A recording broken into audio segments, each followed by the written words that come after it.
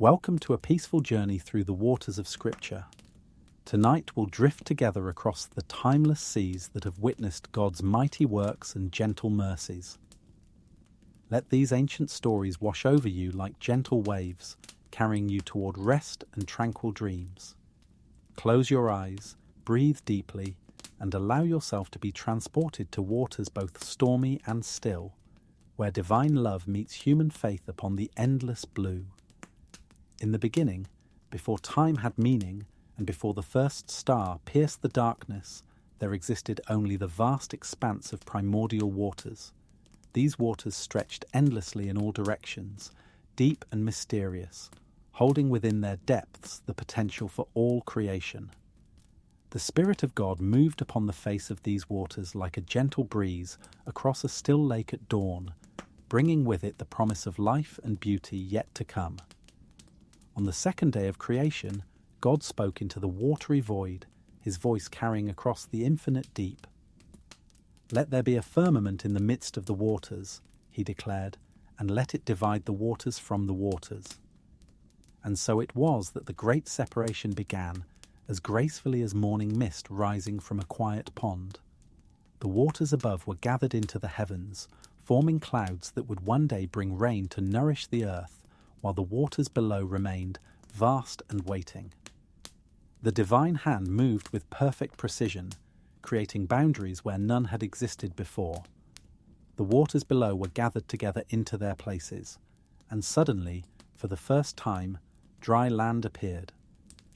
But the seas that remained were not diminished by this gathering. Rather, they became more beautiful, more purposeful.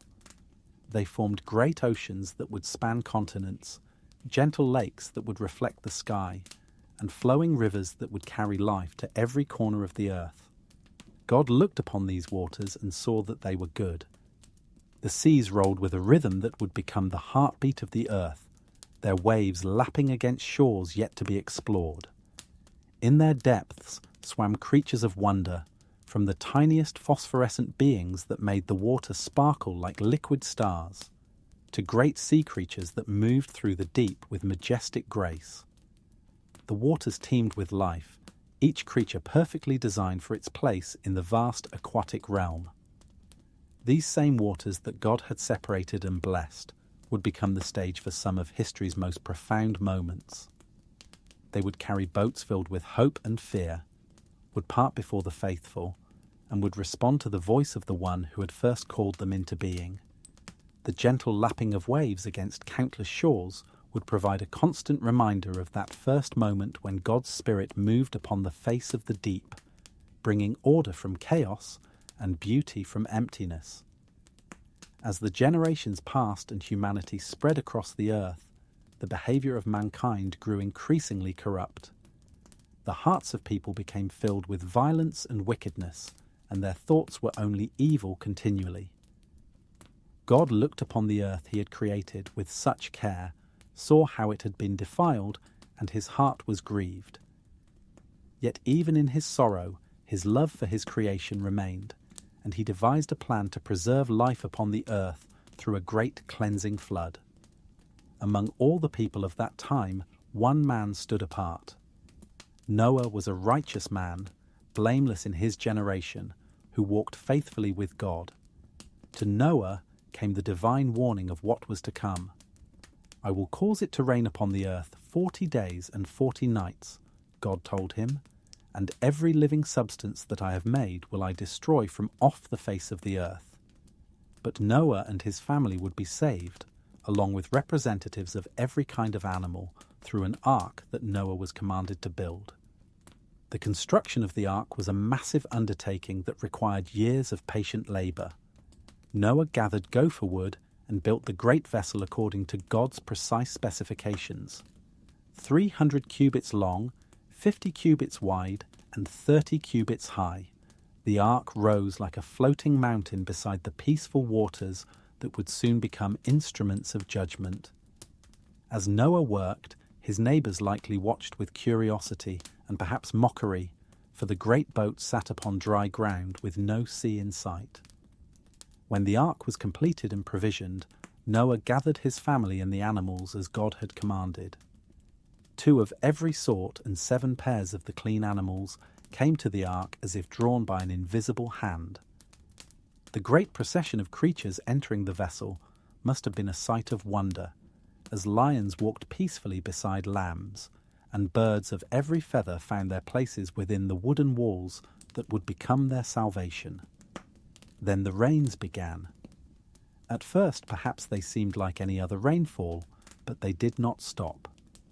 Day and night the water fell from the heavens, while simultaneously the fountains of the great deep were broken up, releasing waters from below the earth. The gentle streams became rushing torrents, the quiet ponds overflowed their banks, and the seas began to rise beyond their appointed boundaries. Inside the ark, Noah and his family listened to the steady rhythm of rain against their wooden roof. The sound was constant, like a lullaby that continued day and night. As the waters rose, the ark began to lift from the ground, floating gently upon the growing flood.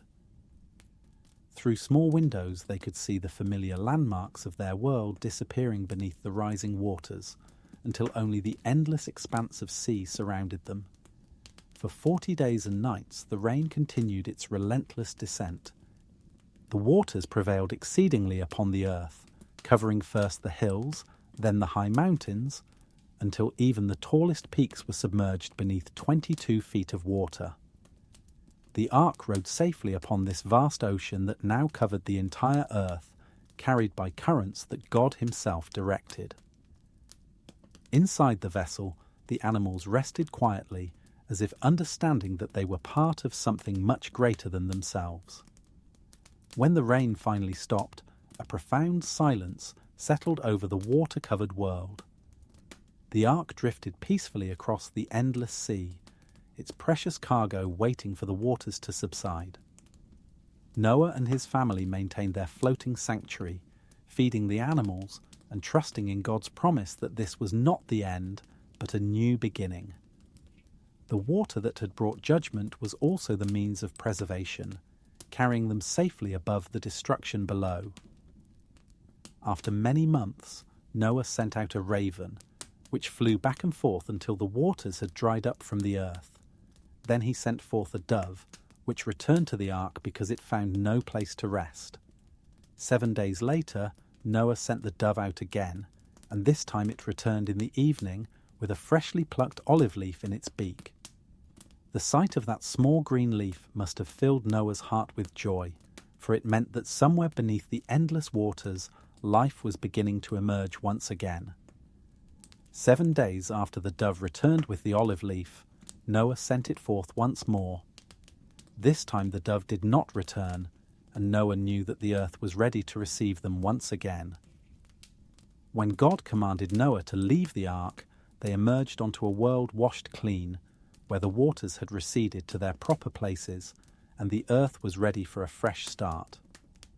The first thing Noah did was build an altar and offer sacrifices to God, and in response, God set his rainbow in the clouds as a covenant sign that never again would he destroy the earth by flood. Generations passed after the great flood, and the descendants of Noah spread across the earth, forming nations and peoples. Among these was the nation of Israel, which began with God's call to Abraham and grew through Isaac, Jacob, and Jacob's 12 sons. In time, the children of Israel found themselves in Egypt, where they prospered and multiplied until they became a great multitude. However, their prosperity aroused fear in the hearts of the Egyptians, who enslaved them and dealt harshly with them for 400 years. The cries of the oppressed Israelites rose to heaven, and God remembered his covenant with Abraham, Isaac, and Jacob. He called Moses from a burning bush and sent him to Pharaoh with the message, "Let my people go." When Pharaoh refused, 10 plagues fell upon Egypt, each more devastating than the last.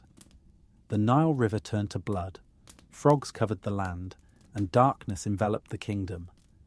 Finally, after the death of every firstborn in Egypt, Pharaoh released the Israelites from their bondage.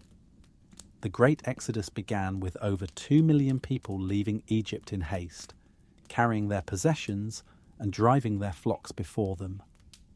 God led them by a pillar of cloud during the day and a pillar of fire by night, guiding them not by the direct route to Canaan, but toward the Red Sea.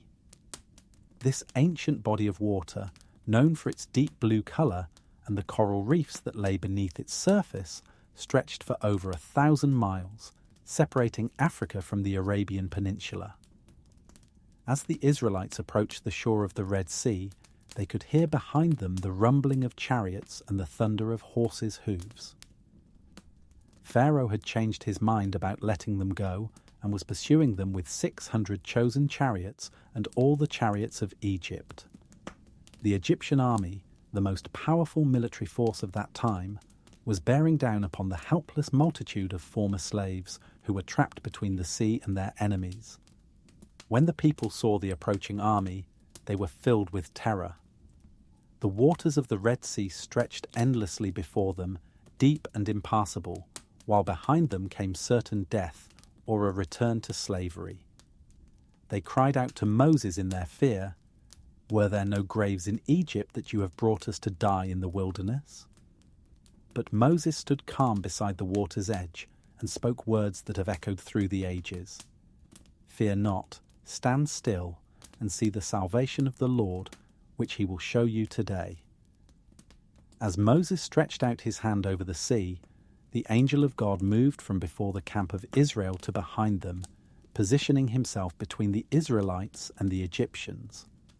The pillar of cloud that had led them now became a barrier, bringing darkness to the Egyptians while giving light to Israel.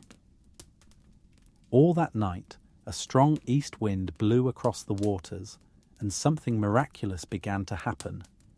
The sea, which had blocked their path to freedom, began to divide. The waters rolled back as if held by invisible hands, rising up like great walls on either side of a pathway that appeared where the sea had been. The ground between the towering walls of water became dry, not muddy as one might expect, but firm and solid beneath their feet. The sight was beyond human comprehension, walls of water standing upright, revealing the secrets of the sea floor, while fish swam in the vertical oceans that flanked their passage. Moses led the way onto the dry ground, and the children of Israel followed, walking between the walls of water that rose higher than the tallest buildings they had ever seen. Mothers carried their children, men drove their cattle, and the elderly leaned on their staffs as they traversed the bottom of the sea. The journey took all night, with over 2 million people, their flocks and their possessions passing through the miraculous corridor that God had opened for them. The light of dawn revealed the astounding scene to the Egyptians, who saw the Israelites walking on dry ground where the sea should have been. Without hesitation, Pharaoh's army pursued them into the path between the waters. The chariots rolled onto the sea floor, their wheels churning up dust where fish should have been swimming. But as they pressed forward, their chariot wheels began to come off, and their horses became difficult to control, as if the very elements were fighting against them. When the last of the Israelites had safely reached the other shore, Moses again stretched out his hand over the sea. The walls of water, which had stood like faithful sentinels throughout the night, began to return to their natural state. The Egyptians, seeing what was happening, tried to flee back toward their own shore, but it was too late. The waters rushed together with tremendous force, covering the chariots, the horsemen, and all of Pharaoh's army. Not one of them remained alive. As the sun rose fully over the Red Sea, its waters had returned to their normal flow, calm and deep once again. The Israelites stood on the far shore, safe and free, looking back at the sea that had been both their barrier and their salvation. In the distance they could see the bodies of their former oppressors washed up on the shore, and they understood that God had fought for them in a way they could never have imagined. Moses and Miriam led the people in a song of victory beside the waters that had witnessed God's mighty deliverance. "The Lord is a man of war," they sang. "The Lord is his name. Pharaoh's chariots and his host he has cast into the sea." The waters themselves seemed to join in their celebration, lapping gently against the shore as if keeping time with their hymn of praise. Far to the north of the Red Sea, along the coast of the Great Sea that is now called the Mediterranean, lay the ancient city of Joppa. This bustling port city was a gateway between the land and the vast waters beyond, where merchant ships came and went with goods from distant lands. The harbour was always busy with sailors loading and unloading their vessels, fishermen mending their nets, and travellers seeking passage to foreign shores. In the time of the divided kingdom, when Israel and Judah were separate nations, God called a prophet named Jonah to carry his message to the great city of Nineveh. Nineveh was the capital of Assyria, Israel's enemy, a city known for its wickedness and cruelty.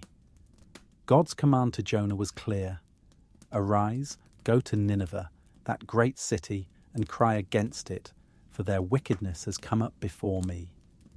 But Jonah did not want to obey this command. The thought of showing mercy to Israel's enemies troubled him, and he decided to flee from the presence of the Lord. Instead of travelling northeast to Nineveh, Jonah went west to Joppa, where he found a ship sailing to Tarshish, a destination far in the opposite direction from where God had sent him. He paid his fare and went down into the ship, thinking he could escape from God's calling by putting the sea between himself and his responsibilities. The ship that carried Jonah was a typical merchant vessel of that time, built of sturdy wood with a single large sail and banks of oars for when the wind failed. Its hull was loaded with goods bound for distant markets, and its crew was a mixture of seasoned sailors from various nations, each man experienced in reading the moods of the sea and sky.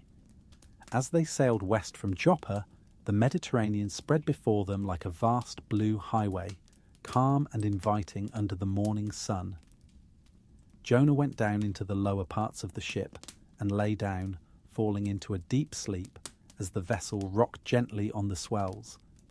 The rhythmic motion of the ship and the soft sound of water against the hull seemed to ease his troubled conscience, and for a time he forgot about the divine mission he was trying to avoid. The sea breeze filled the sail, and the ship made good progress across the peaceful waters, carrying its reluctant passenger farther from his appointed task. But God was not finished with Jonah. As the ship sailed farther from shore, the Lord sent out a great wind upon the sea, and there arose a mighty tempest that threatened to break the ship apart.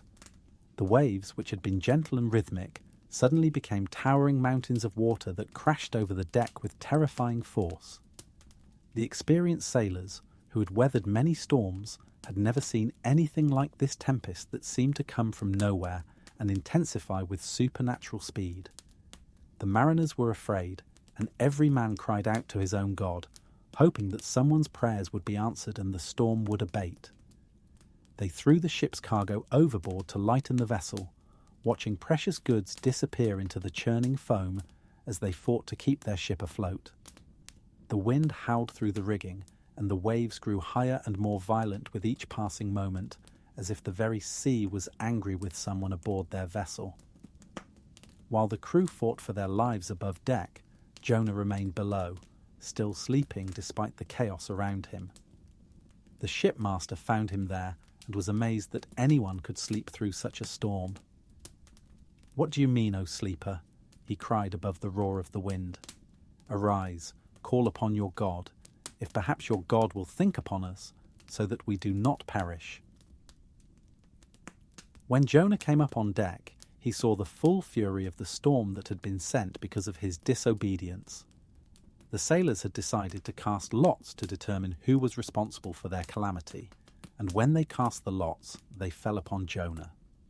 The crew gathered around him, shouting their questions above the howling wind. "What is your occupation?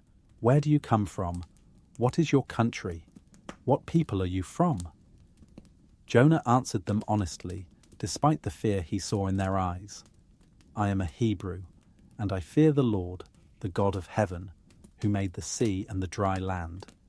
When he told them that he was fleeing from the presence of the Lord, the men were filled with even greater fear, for they understood that they were caught in a divine storm. The waves continued to grow more violent, and they asked Jonah, "What shall we do to you, that the sea may be calm for us?"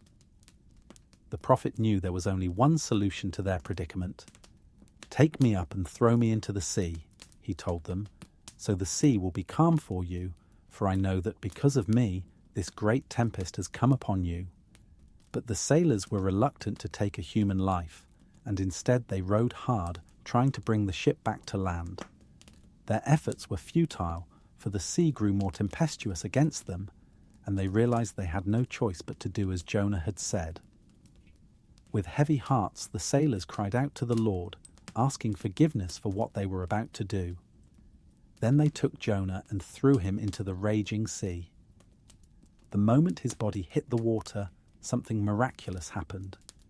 The wind ceased, the waves calmed, and the sea became perfectly still, as if the storm had never existed. The sudden peace was so profound that the sailors feared the Lord exceedingly and offered sacrifices to him right there on the deck of their ship.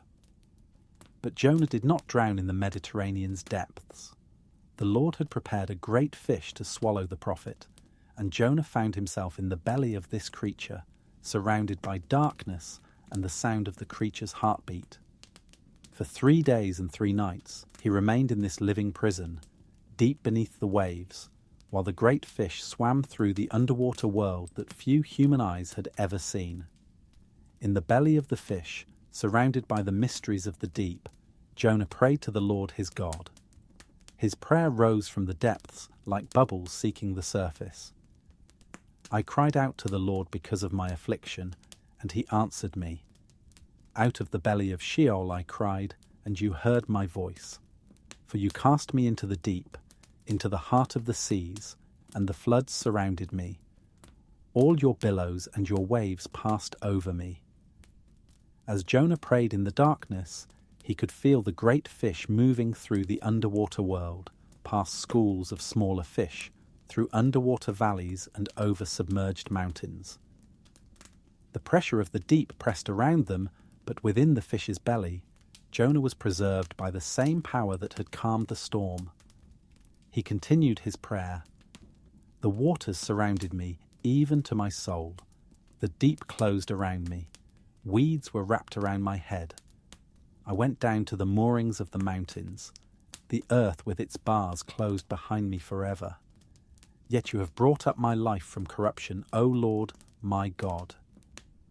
On the 3rd day the Lord spoke to the fish, and it vomited Jonah onto dry land.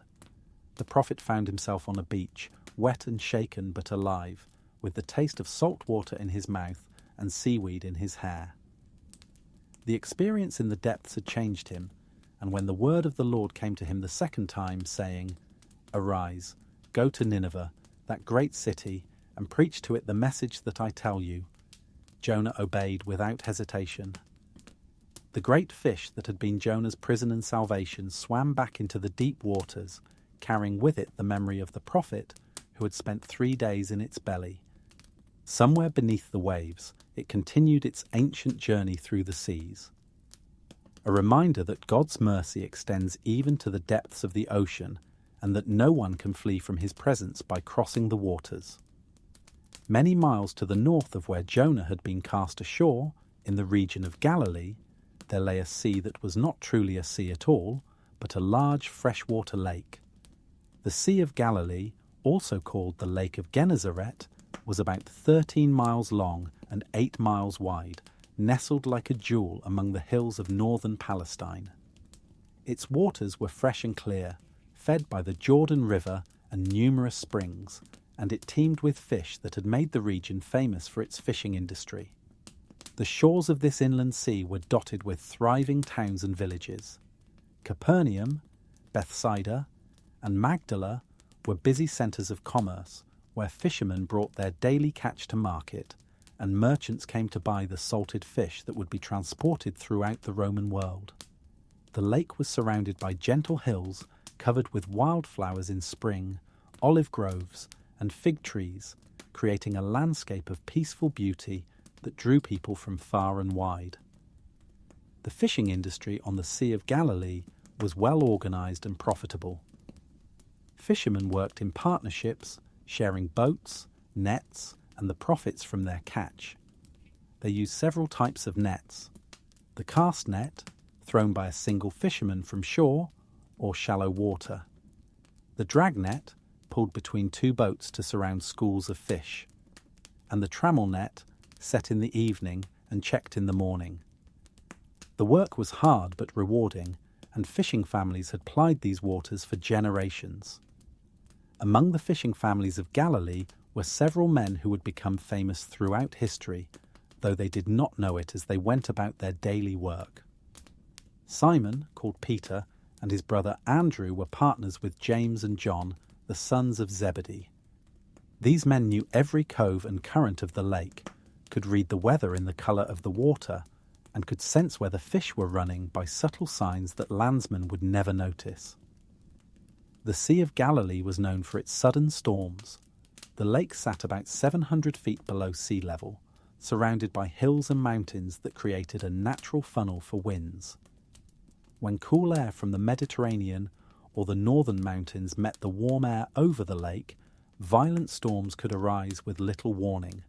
These tempests could turn the peaceful waters into a churning cauldron of waves that tested the skill and courage of even the most experienced fishermen.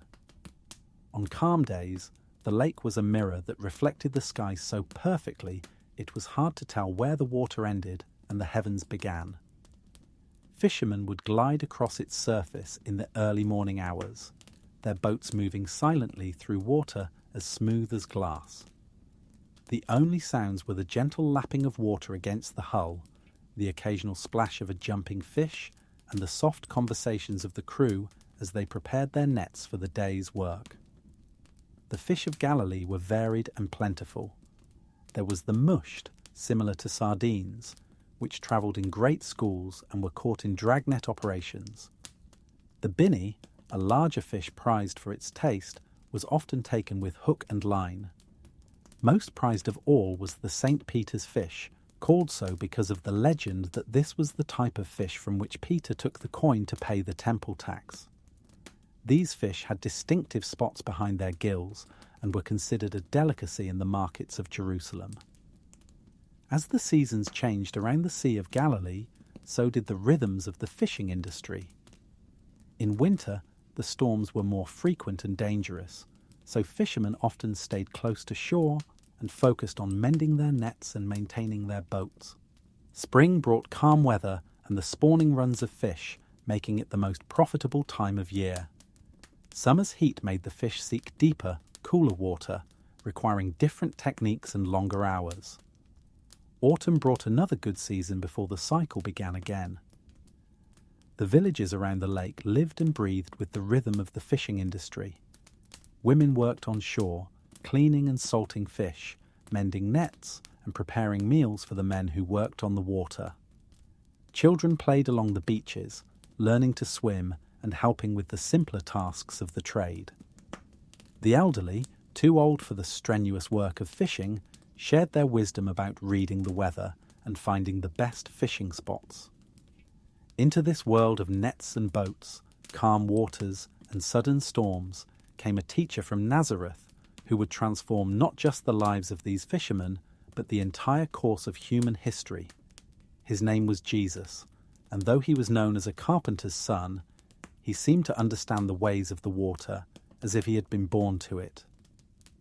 When he walked along the shores of Galilee and called to the fishermen working with their nets, something in his voice made them look up from their familiar tasks and listen with their hearts.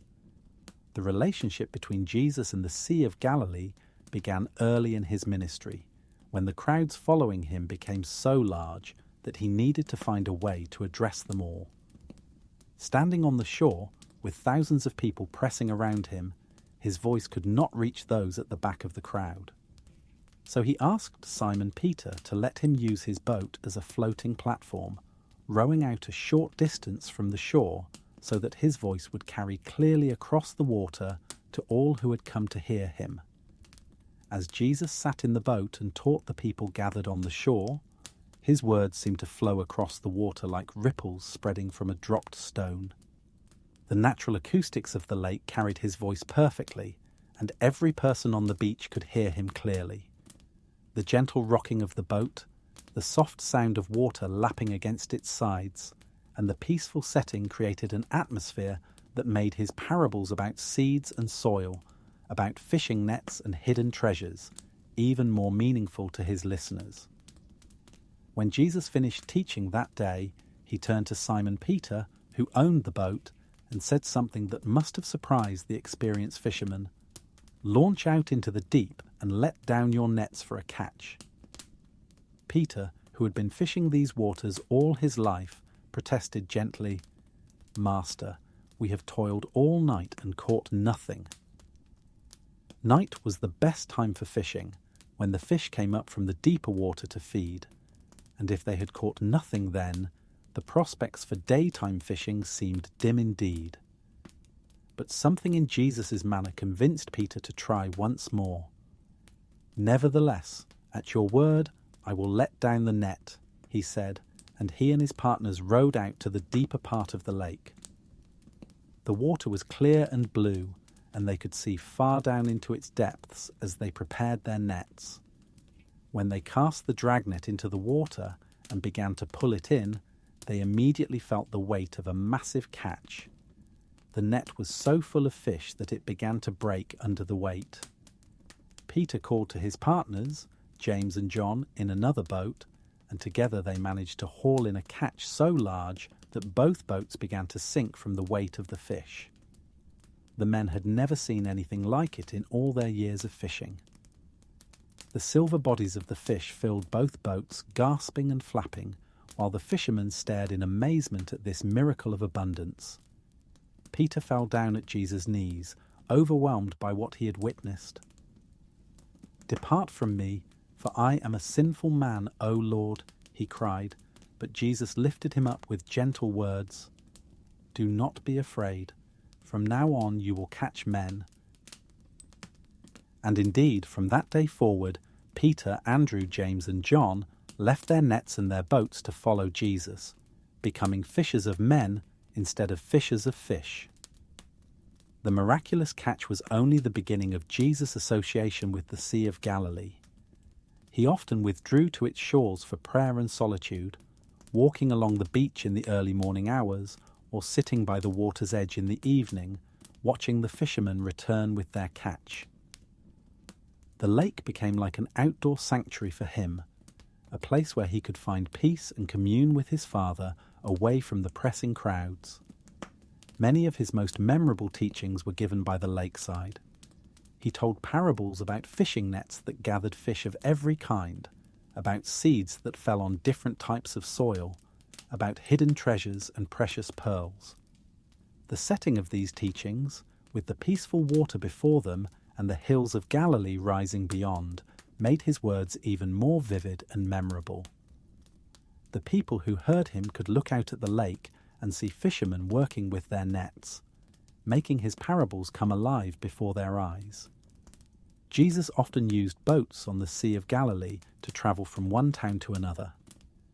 The lake provided a natural highway between the various villages along its shores, and travelling by boat was often faster and more comfortable than walking the dusty roads. His disciples, many of whom were experienced sailors, would row him across the water while he rested, or continued teaching those who accompanied him. On one particular evening, Jesus and his disciples had spent a long day teaching and healing the sick in one of the lakeside towns.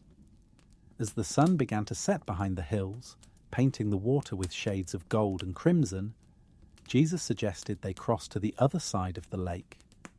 The disciples prepared their boat, and Jesus, exhausted from the day's work, lay down on a cushion in the stern and fell asleep as they began their journey across the familiar waters.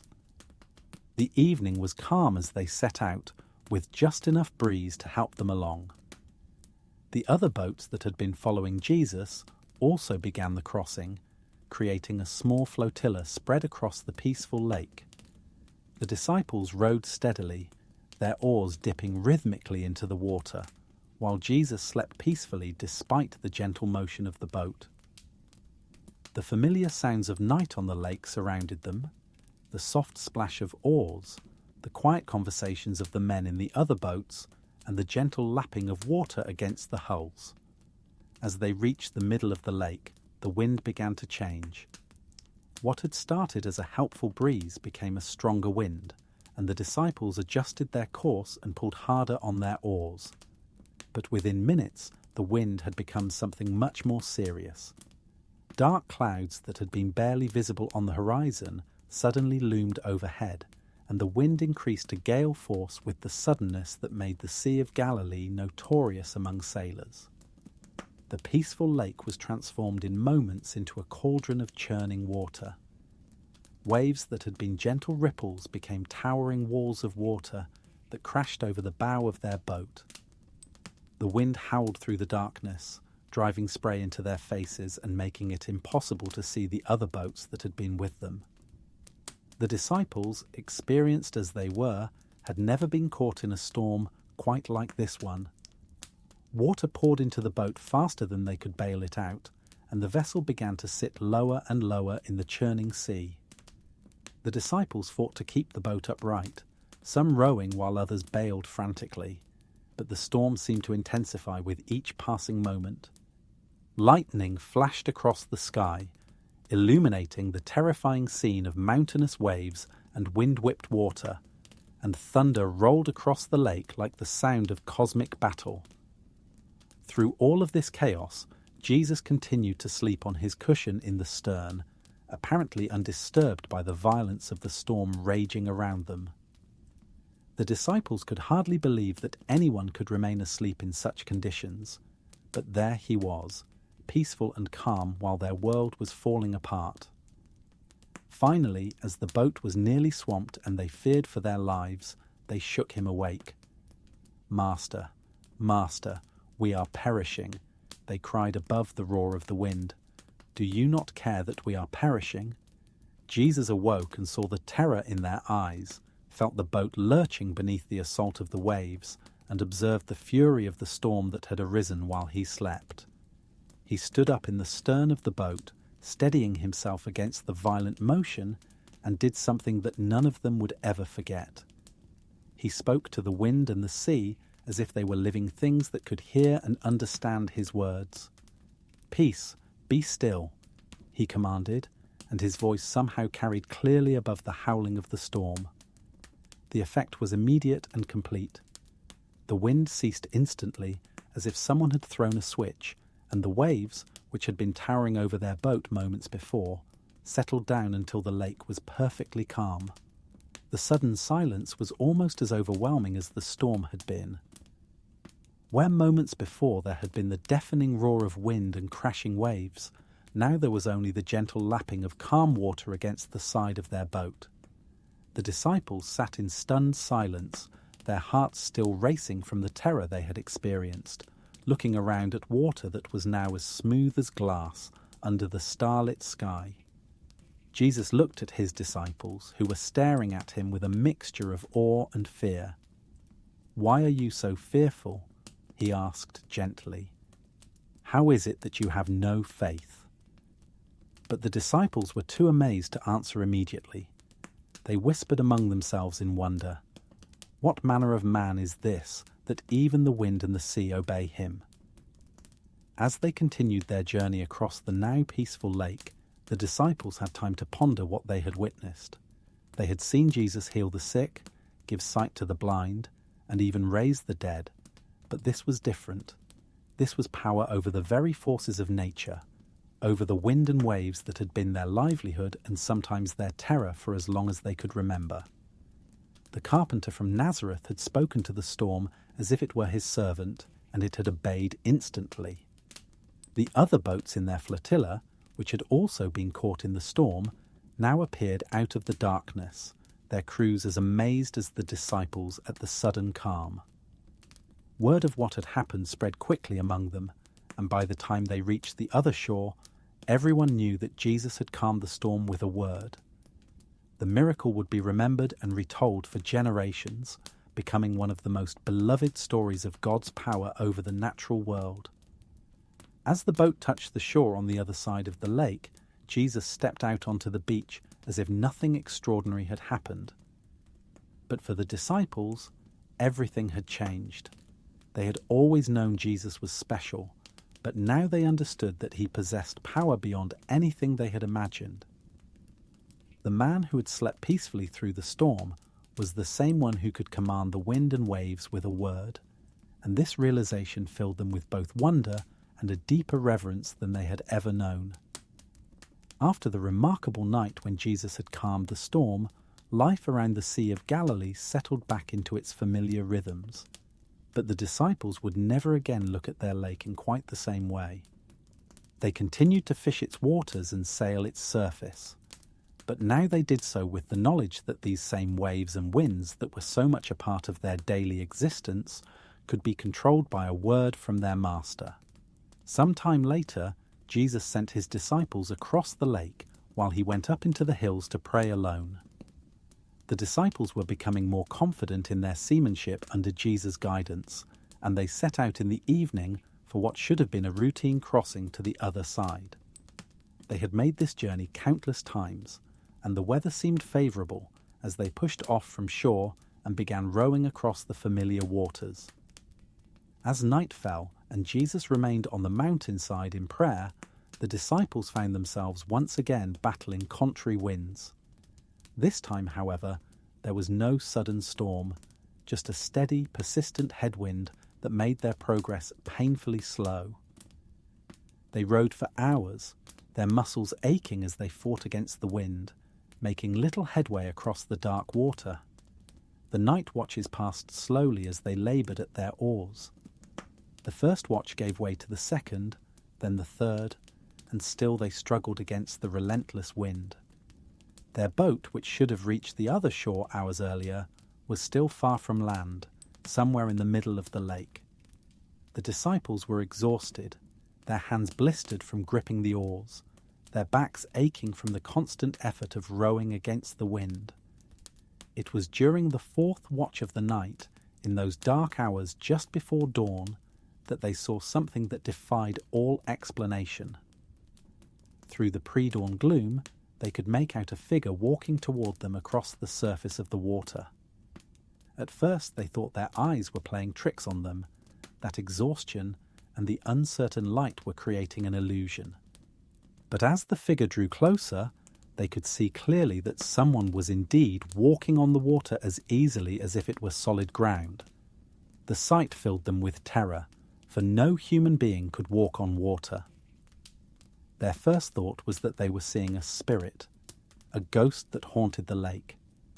They cried out in fear, their voices carrying across the water in the still night air, but then they heard a familiar voice calling to them across the waves. "Be of good cheer. It is I. Do not be afraid." It was Jesus walking toward them on the surface of the Sea of Galilee as calmly as if he were strolling down a country road. The water supported his weight perfectly, not even rippling around his feet as he approached their boat. The disciples stared in amazement, their fear gradually giving way to wonder as they recognized their master performing yet another miracle that revealed his power over the natural world. Peter, always the most impulsive of the disciples, called out across the water, "Lord, if it is you, command me to come to you on the water."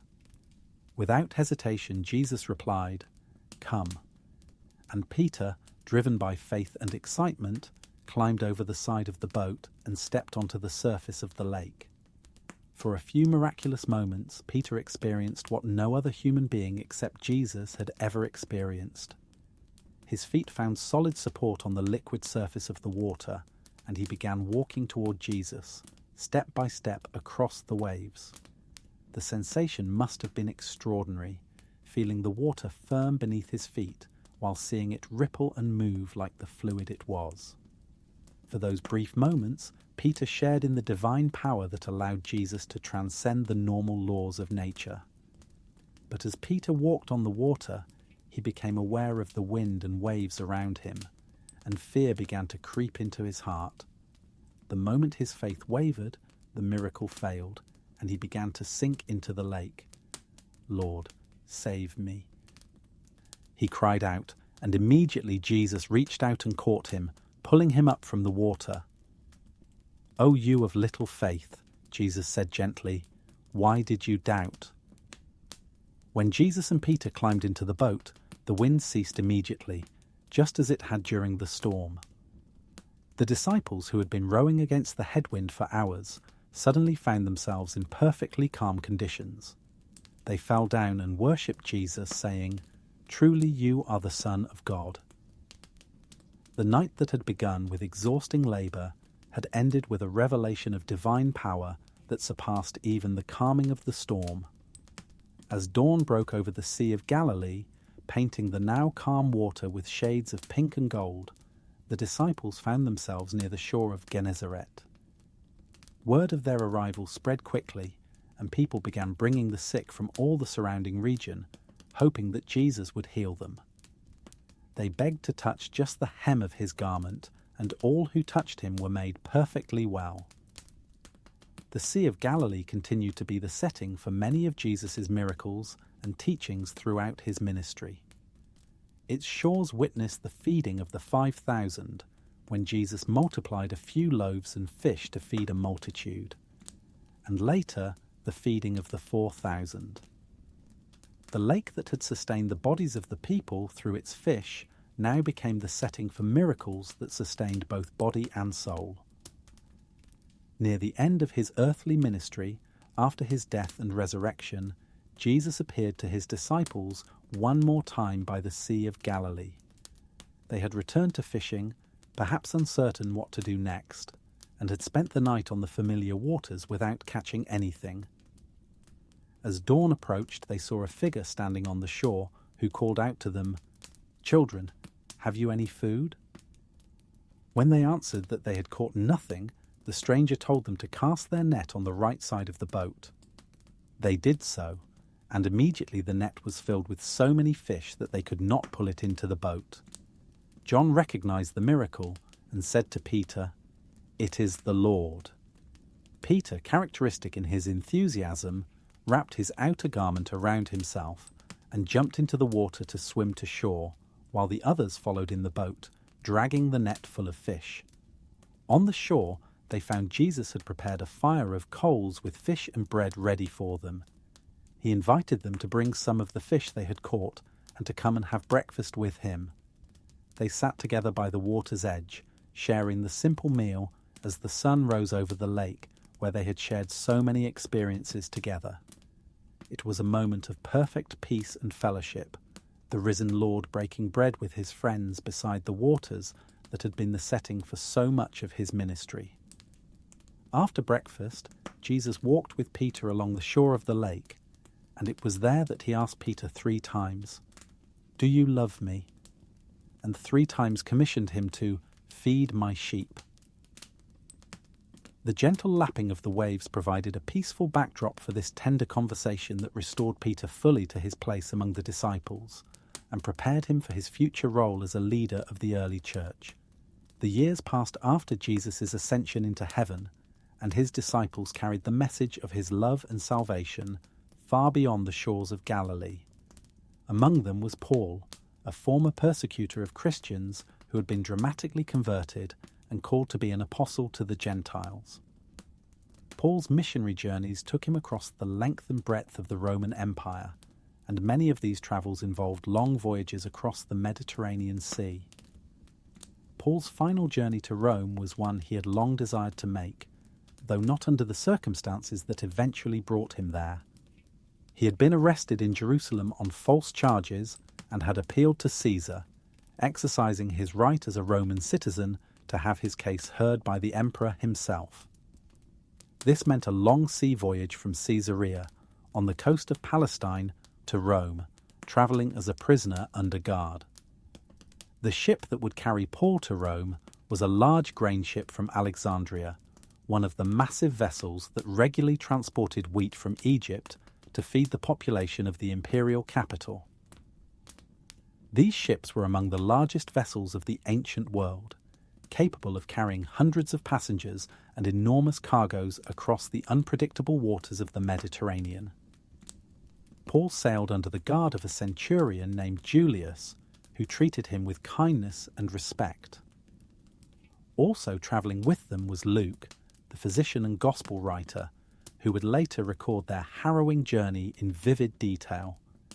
The ship was crowded with passengers, crew and cargo, carrying a total of 276 people as it set out from the Palestinian coast toward Italy. The voyage began routinely enough, though the season was already late for safe travel on the Mediterranean. Ancient sailors generally avoided the open sea during the winter months, when storms were frequent and navigation was difficult. But the pressure to deliver the grain to Rome and Paul's legal obligation to appear before Caesar meant that the journey could not be delayed until spring. As they sailed along the coast of Asia Minor, the ship made slow progress against contrary winds. They put in at Sidon, where Julius kindly allowed Paul to visit friends and receive care from them. From there, they sailed under the shelter of Cyprus to avoid the worst of the headwinds, then along the coast of Cilicia and Pamphylia until they reached Myra, a major port in Lycia. At Myra, Julius found another ship from Alexandria that was sailing to Italy, and he transferred Paul and the other prisoners to this larger vessel. This second ship was even more heavily loaded with grain and passengers, and it too struggled against the unfavourable winds as it attempted to make progress toward Rome. The weather was clearly deteriorating, and experienced sailors began to worry about what lay ahead.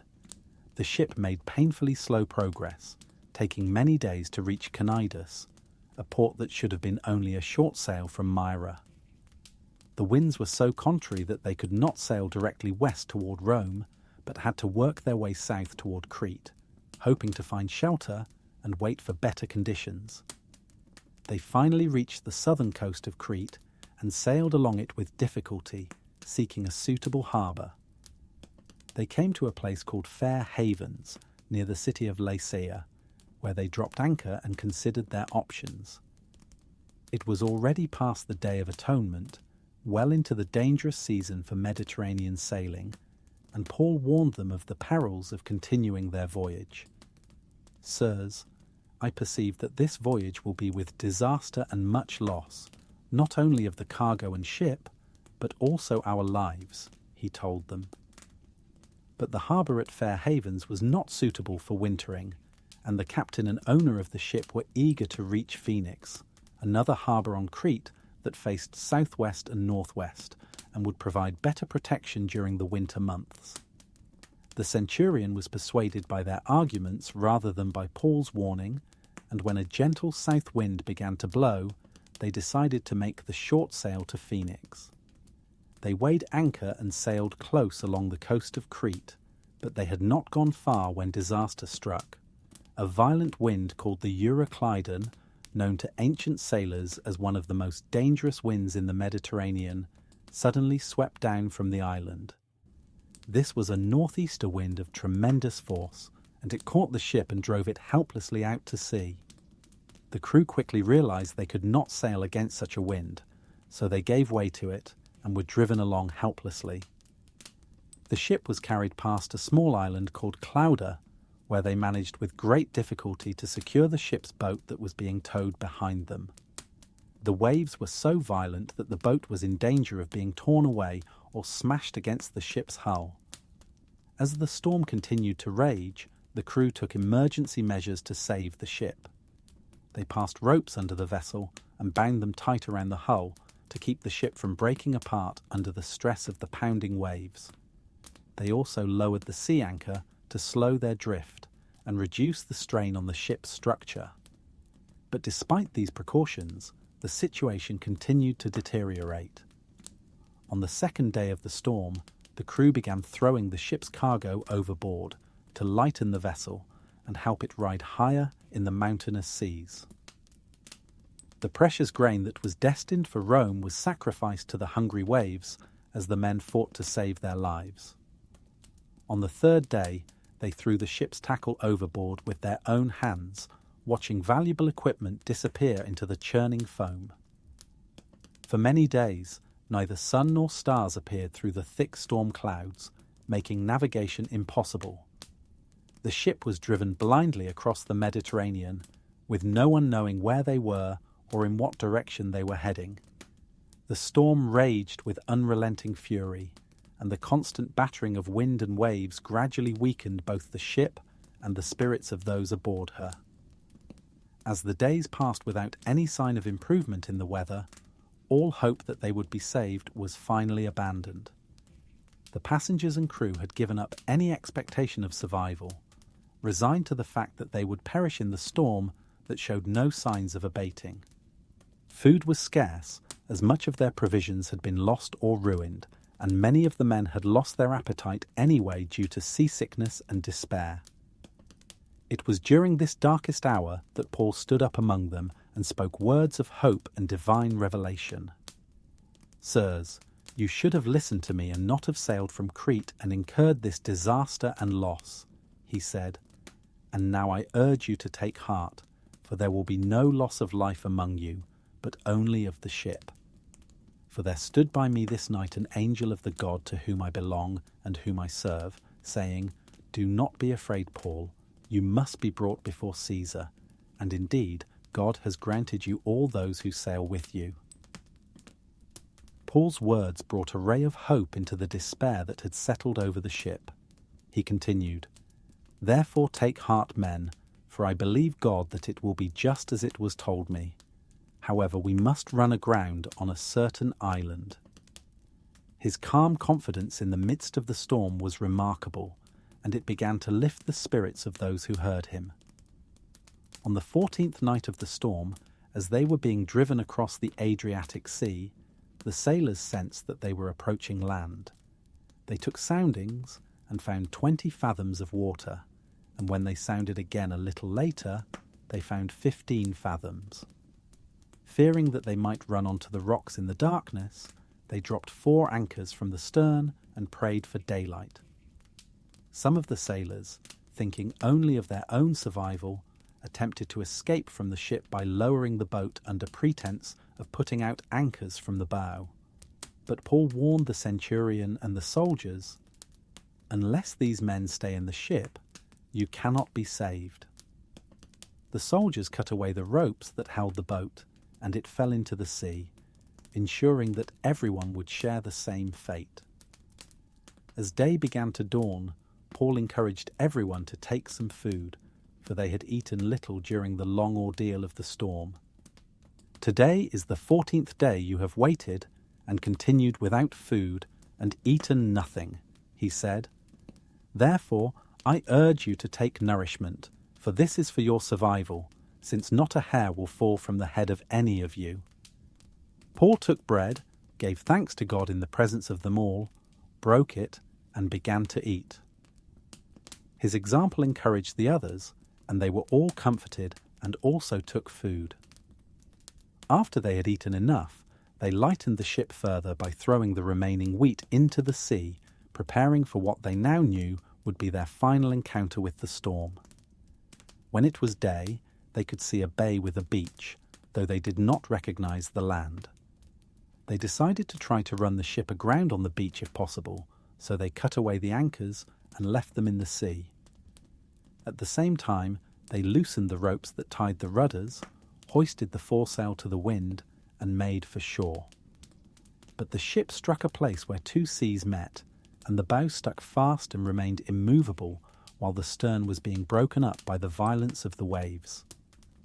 The soldiers' plan was to kill the prisoners, lest any of them should swim away and escape, but the centurion, wanting to save Paul, kept them from their purpose and commanded that those who could swim should jump overboard first and get to land.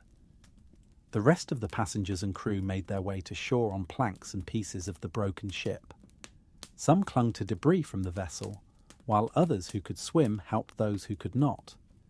The waves that had terrorized them for 2 weeks now carried them to safety, washing them up on the beach of an island that they would soon learn was called Malta.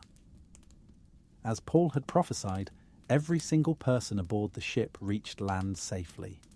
All 276 souls were saved, though the ship itself was lost, broken apart by the waves on the rocky shore. The natives of Malta showed them unusual kindness, welcoming the shipwrecked strangers and building a fire to warm them, for it was raining and cold. Paul gathered a bundle of sticks and laid them on the fire, but as he did so, a viper came out of the heat and fastened on his hand. When the natives saw the venomous creature hanging from his hand, they said to one another, "No doubt this man is a murderer, whom though he has escaped the sea, yet justice does not allow to live."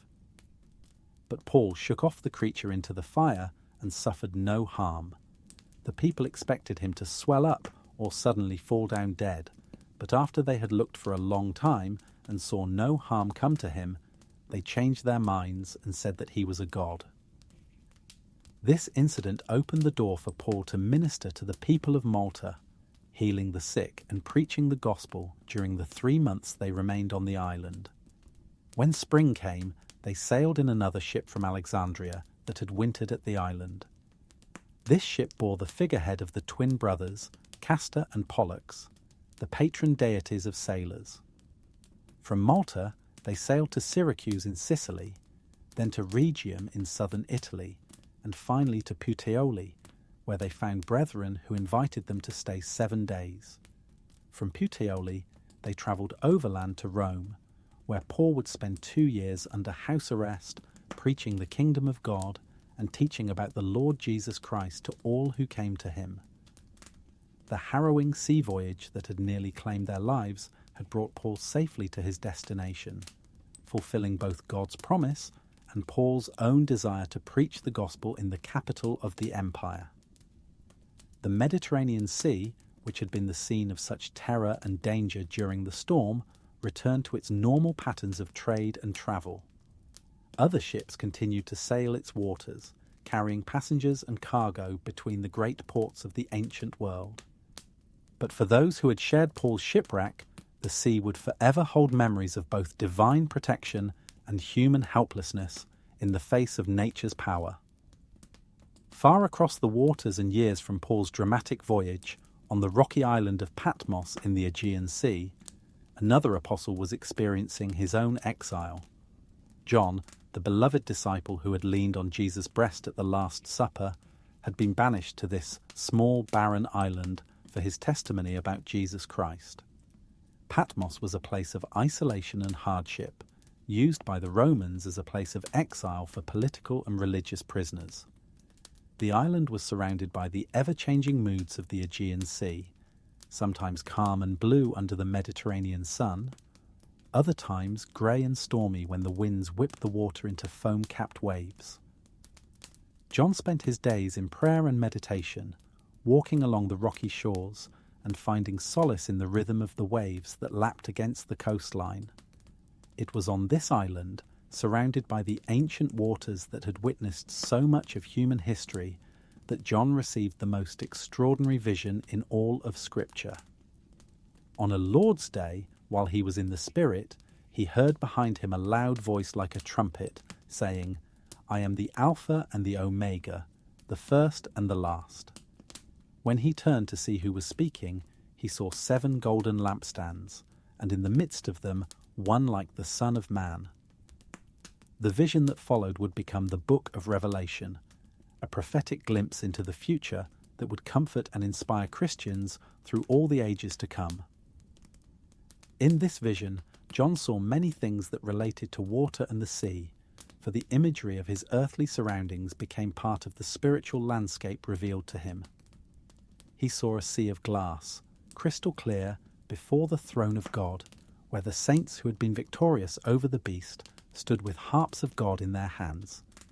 This sea was unlike any earthly ocean, for it was perfectly still and transparent, reflecting the glory of heaven without the storms and dangers that characterize the waters of earth. It represented the peace and purity that would characterize the eternal kingdom of God. In his vision of the end times, John saw an angel standing on the sea and on the land, holding a little book and swearing by him who lives forever and ever that there would be delay no longer. The sea, which had been the setting for so many of God's mighty works throughout history, would also play a role in the final consummation of his plan for creation. But perhaps most significantly, John saw in his vision a new heaven and a new earth, for the first heaven and the first earth had passed away. And he made special note that in this new creation there was no more sea. The waters that had been such a prominent feature of the old earth, the scene of storms and shipwrecks, of great catches of fish and miraculous rescues, would give way to something even more wonderful. In the New Jerusalem that John saw descending from heaven, there was a pure river of water of life, clear as crystal, proceeding from the throne of God and of the Lamb. This river flowed down the middle of the street of the city, and on either side of the river was the tree of life, bearing 12 kinds of fruit and yielding its fruit every month. The leaves of the tree were for the healing of the nations. This river of life represented the ultimate fulfillment of all the water imagery in Scripture. From the first waters over which God's Spirit moved in creation, through the flood that cleansed the earth, the Red Sea that opened for God's people, the stormy lakes that Jesus calmed, to the final river of life in the new creation, water had been a symbol of both God's judgment and His mercy, His power and His provision. As John contemplated this vision of the future, sitting on his rocky island surrounded by the waters of the Aegean, he understood that all the seas and storms of human history were moving toward this glorious conclusion. The same God who had walked on the waters of Galilee, who had saved Noah through the flood, who had parted the Red Sea for his people, and who had brought Paul safely through the Mediterranean storm, was preparing a place where there would be no more tears, no more pain, and no more fear of the unpredictable sea. The waves that lapped against the shores of Patmos carried with them the memories of all the biblical sea stories, from creation to the end of time. Each wave that broke upon the rocky coast was like a whisper of the eternal truth that God is sovereign over all the waters of the earth, that He can calm the storm with a word, provide safe passage through the depths, and ultimately create new heavens and a new earth where His people will dwell in perfect peace. As the sun set over the Aegean Sea, painting the water with the same golden hues that had blessed the Sea of Galilee when Jesus taught from Peter's boat, John gave thanks for the vision he had received. The waters around him were no longer just the means of his exile, but a reminder of God's faithfulness throughout all the ages, from the beginning of creation to the glorious end that was yet to come. In the gentle rhythm of the waves against the shore, John could hear an echo of the voice that had once said, "Peace, be still." And in the vast expanse of water stretching to the horizon, he could see a reflection of the eternal love that would one day gather all God's people safely home. The sea stories of the Bible were not just ancient history, but living promises that the same God who had moved upon the waters at creation would continue to move in the lives of His people until the day when all things would be made new. And so, as the stars began to appear in the darkening sky above the Mediterranean, reflecting like diamonds on the surface of the water, the great cycle of biblical sea stories came full circle. From the Spirit of God moving upon the face of the deep to the river of life flowing from the throne of God, the waters had served as both highway and sanctuary, challenge and blessing, separation and salvation. In the gentle sound of waves against the shore, in the sight of fishing boats returning with their catch, in the rainbow that appears after a storm, we can still hear and see the echoes of these ancient stories. They remind us that the same God who commanded the seas and walked upon the waters is still with us today, ready to calm the storms in our own lives and guide us safely to the shore of His eternal kingdom. The waters continue their eternal dance, rolling across the earth as they have since creation, carrying with them the memory of God's mighty works and the promise of even greater things to come. In their depths lie the secrets of His power, and in their gentle lapping against countless shores around the world, we can still hear the voice that once spoke peace to a stormy sea and continues to speak peace to troubled hearts today. As night settles over the waters and the last light fades from the western sky, these biblical sea stories continue to flow like a river through the consciousness of all who have heard them. They carry us on gentle currents toward rest, toward peace, toward the assurance that we too are held in the hands of the one who made the sea and all that is in it. The ancient waters that witness these miraculous events continue their eternal journey around our planet, following currents that have flowed for millennia. The same molecules of water that may have carried Noah's Ark now fall as gentle rain on distant shores. The droplets that once parted before Moses and the children of Israel now form clouds that drift peacefully across evening skies. The waves that once responded to Jesus' voice continue to lap against coastlines around the world, whispering stories of divine love to all who take time to listen. In the Mediterranean, where Paul once faced the fury of the Euroclydon, fishing boats still venture out in the pre-dawn hours, their crews trusting in the same providence that saved the apostle and his fellow travellers. The fishermen cast their nets into waters that remember the great catch at Galilee, hoping for abundance, but knowing that their ultimate security lies not in the size of their catch, but in the goodness of the one who provides for all his creatures. Along the shores of modern-day Israel, where the Sea of Galilee still reflects the changing moods of the sky, pilgrims come from around the world to walk the beaches where Jesus once taught. They sit quietly by the water's edge, listening to the gentle sounds that he heard, watching the sunrise paint the lake with colours that have blessed human eyes for countless generations. The water laps against the shore with the same rhythm it maintained when Jesus walked these beaches, a constant reminder that some things are eternal and unchanging. In the harbours of the Greek islands, where small boats bob gently at anchor, the descendants of ancient mariners still depend on the sea for their livelihood. They understand, as their ancestors did, that the water can be both generous and dangerous, that respect for its power must be balanced with trust in divine protection. When storms arise, they remember the stories of how God has always been sovereign over wind and wave, and they find comfort in prayers that echo across the centuries. The rivers that flow into these ancient seas carry with them the hopes and dreams of countless generations. From the mountains of Lebanon, where snow melts into streams that eventually reach the Mediterranean, to the springs of Galilee that still feed the lake where Jesus performed his miracles, fresh water continues its journey to the sea, just as it did in biblical times. Each drop carries within it the potential for life, for growth, for the sustaining of all living things. In the depths of these waters, marine life continues to thrive in patterns established at creation. Schools of fish still move through the Mediterranean and into the Red Sea, following ancient migration routes that were old when Moses led Israel through the parted waters. Dolphins play in the waves, their joy a reflection of the Creator's delight in his handiwork. Great sea creatures, descendants of those that God made on the fifth day of creation, continue to inspire awe in all who encounter them.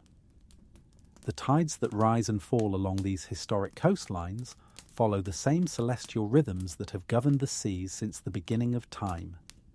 The moon that pulls these waters back and forth across the beaches is the same moon that witnessed all the biblical sea stories, that provided light for night fishing on Galilee and navigation for Paul's journey to Rome. In its faithful cycles, we see a reflection of God's constancy, his unchanging love that endures through all generations. On quiet evenings, when the wind is still and the water reflects the stars like a mirror, it becomes easy to imagine the scenes that unfolded on these waters long ago. One can almost see the outline of Noah's Ark floating peacefully on the floodwaters that covered the earth, or hear the splash of oars as the disciples rowed across Galilee in the darkness. The splash of a jumping fish might remind us of the great catch that filled Peter's nets to breaking, or the gentle lapping of waves against the shore might echo the footsteps of Jesus walking on the water. These waters have been witness to humanity's relationship with the divine from the very beginning. They have seen faith triumph over fear, hope overcome despair, and love conquer death. They have carried prayers heavenward on the wind and brought answers back with the tide. They have been the stage for some of history's most dramatic encounters between the human and the divine, yet they have also provided the setting for quiet moments of communion and rest. The fishermen who work these waters today are part of an unbroken chain that stretches back to the disciples who first heard Jesus' call to become fishers of men. Their boats may be made of fiberglass instead of wood, their nets of nylon instead of hemp, but their dependence on the sea's provision and their vulnerability to its moods remain unchanged. In their early morning departures and evening returns, they reenact the rhythm of life that has sustained coastal communities since the beginning of civilization. The merchants who still traverse these waters in their ships, though now powered by engines rather than wind and oar, follow trade routes that were ancient in Paul's time. They carry goods between the same ports that welcomed biblical travellers, connecting cultures and peoples just as their predecessors did centuries ago. In their journeys, they continue the tradition of those who risk the uncertainties of sea travel to spread commerce, ideas, and faith across the known world. The pilgrims who cross these waters to visit holy sites walk in the footsteps of countless believers who have made similar journeys throughout history. Their ships may be larger and safer than those of earlier eras, but their hearts carry the same longings for spiritual connection and understanding. As they watch the sun set over the Mediterranean or rise over the Sea of Galilee, they join their prayers with those of all who have found God's presence in the beauty and mystery of His creation. Children playing in the shallows of these historic waters splash and laugh with the same innocent joy that has characterized childhood by the sea throughout human history. They build castles in the sand that will be washed away by the next tide, just as countless generations of children have done before them. In their play, they unconsciously reenact the eternal cycle of building and renewal, of human effort and divine sovereignty that runs through all the biblical sea stories. The storms that still arise on these waters, though now predicted by modern meteorology, retain their power to humble and awe those who experience them.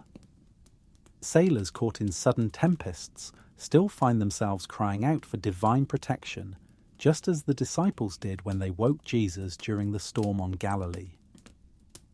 In these moments of vulnerability, the distance between the ancient world and our own collapses, and we understand that some human experiences are truly timeless. The calms that follow these storms bring the same sense of peace and gratitude that filled the hearts of those who witnessed Jesus command the wind and waves to be still. In the sudden silence after the fury, in the gentle motion of waves that have forgotten their rage, there is a reminder that all of nature responds to the voice of its creator. These moments of calm become opportunities for reflection, for gratitude, and for renewed trust in the one who holds all things in his hands.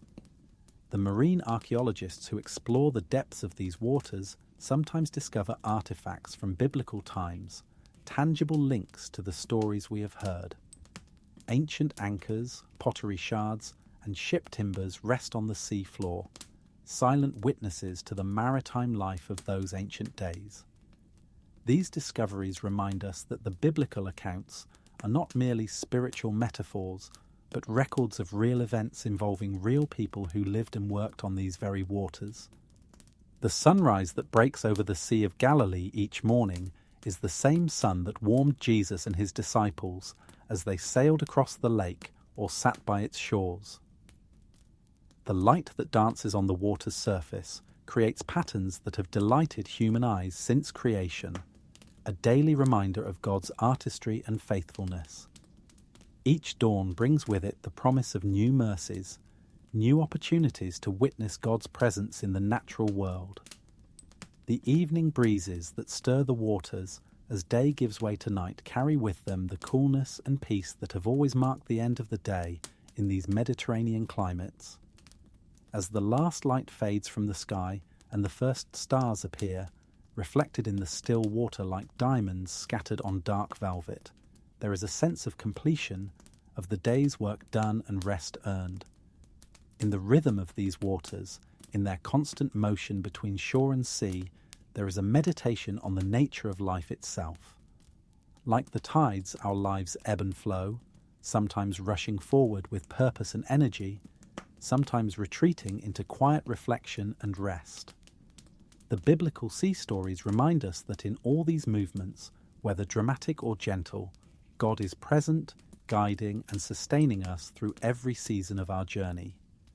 The fragrance of salt air that rises from these ancient waters carries with it the essence of countless stories, countless prayers, countless moments of wonder and worship.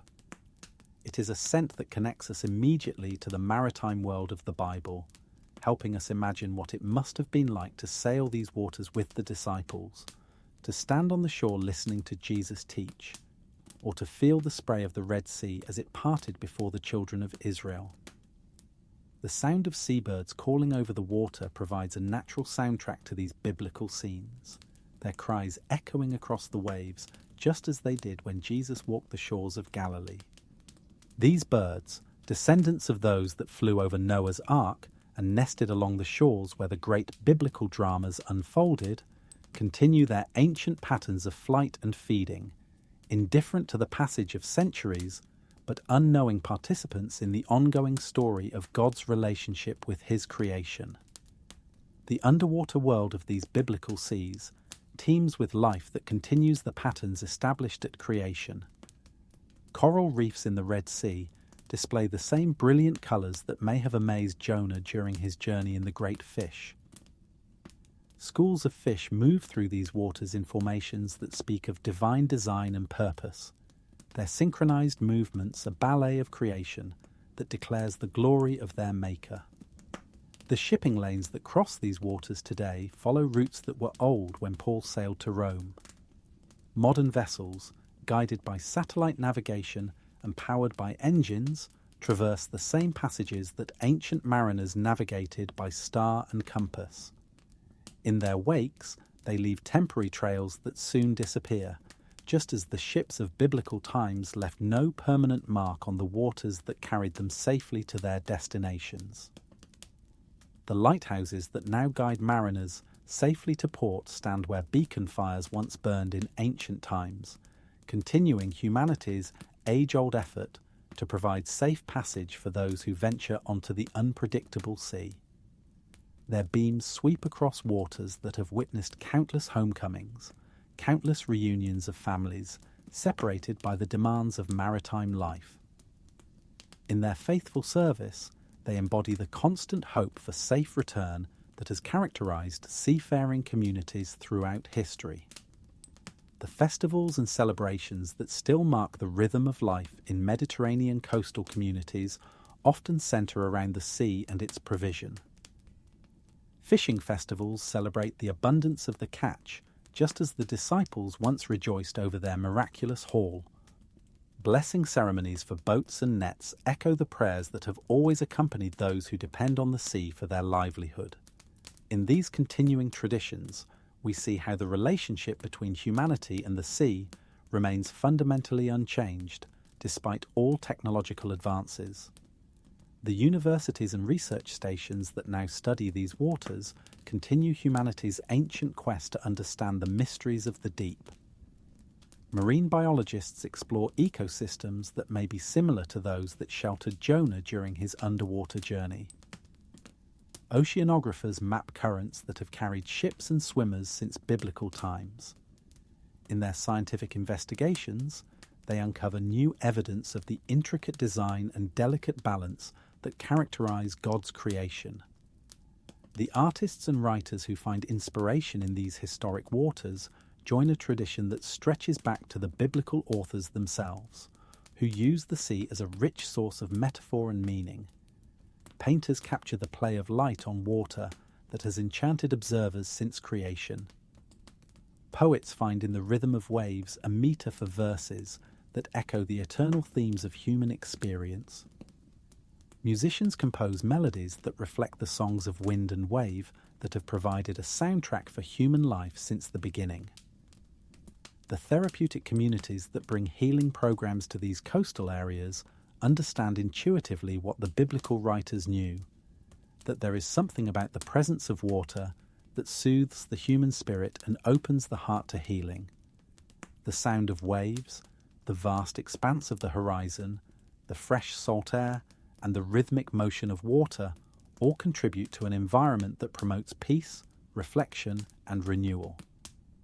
The children and grandchildren of those who heard these biblical sea stories firsthand now carry them forward to new generations, adapting the ancient truths to contemporary circumstances while preserving their essential power to inspire faith and hope.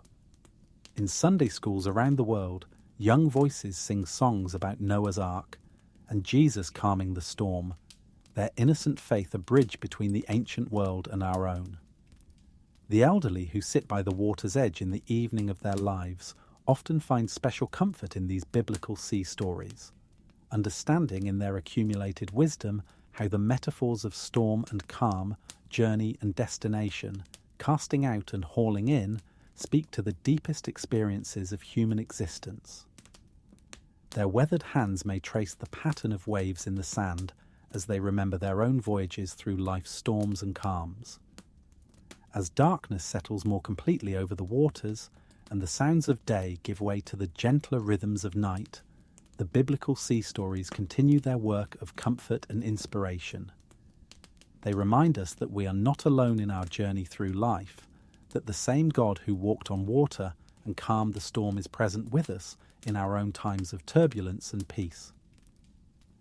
The phosphorescence that sometimes glows in the wake of boats moving through dark water creates trails of light that seem almost supernatural, reminiscent of the divine presence that guided God's people through their water journeys.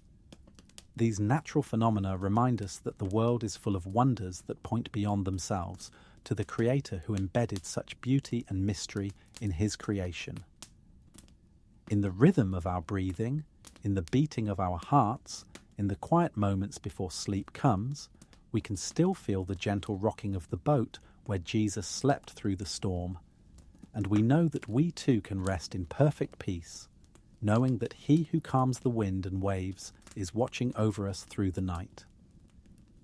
The eternal song of the sea continues to sing us to sleep with melodies of grace, mercy, and unfailing love that flow as endlessly as the tides themselves. The ancient harbours where biblical ships once moored still welcome vessels today, their stone quays worn smooth by countless generations of sailors tying their boats to the same iron rings that may have secured Paul's prison ship or Peter's fishing boat. In these harbours, time seems to move differently, measured not by clocks, but by the eternal rhythm of tide and season, arrival and departure, journey and homecoming that has characterised maritime life since the dawn of civilization. The olive trees that grow along these Mediterranean shores are descendants of those that provided oil for the lamps that lit ancient vessels navigating by starlight. Their gnarled branches, shaped by centuries of salt wind, reach toward the sky like prayers, while their roots drink deeply from soil that has been nourished by the same rains that filled the clouds over Noah's Ark.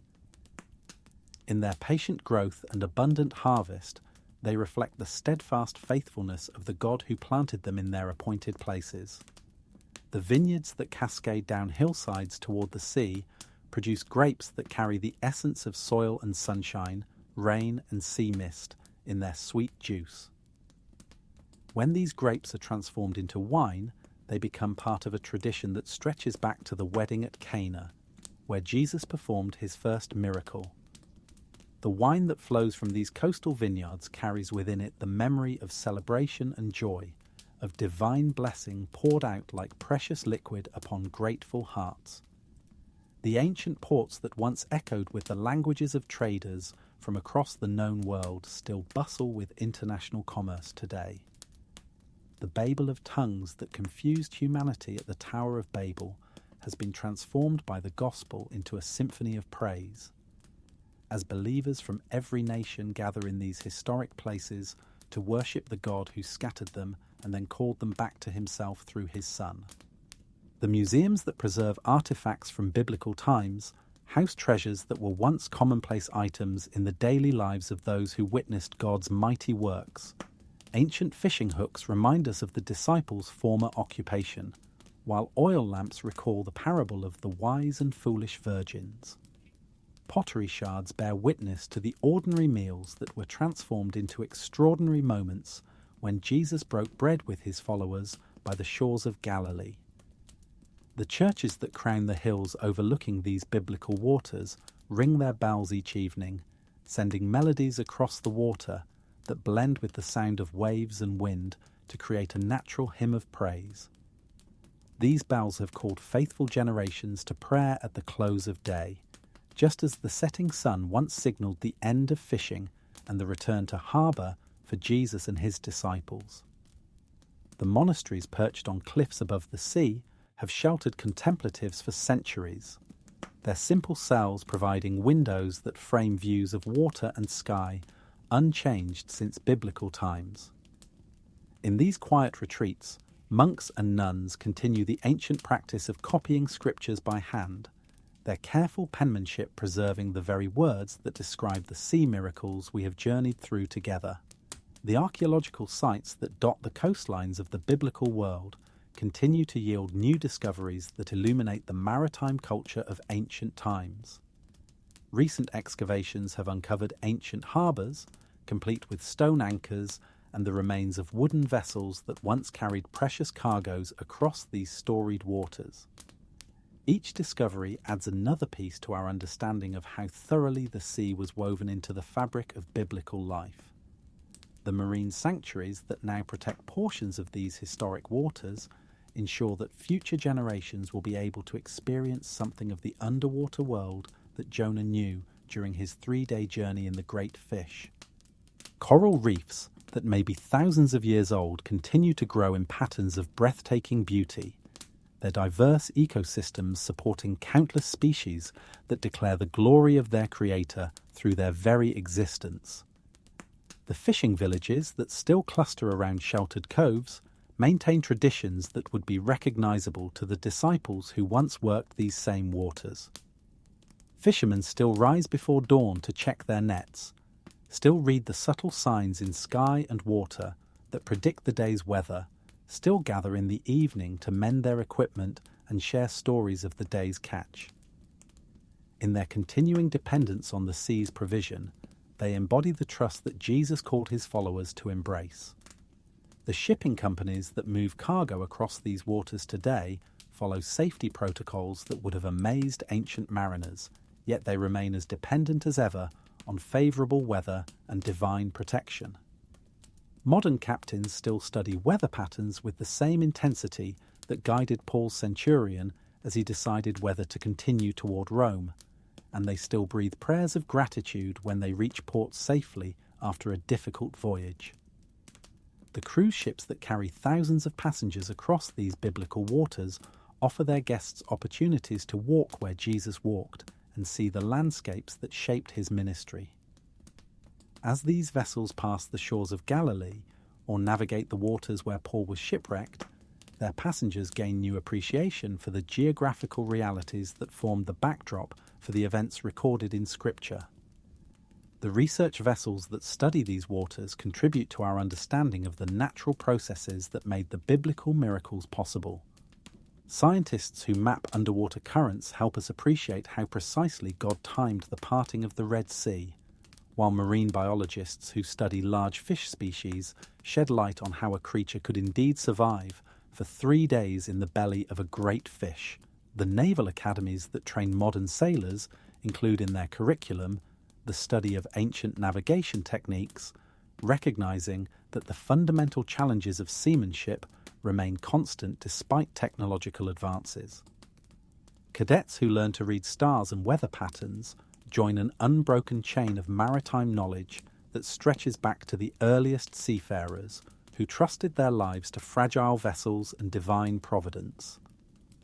The coastal communities that depend on tourism related to biblical sites understand their role as custodians of sacred history.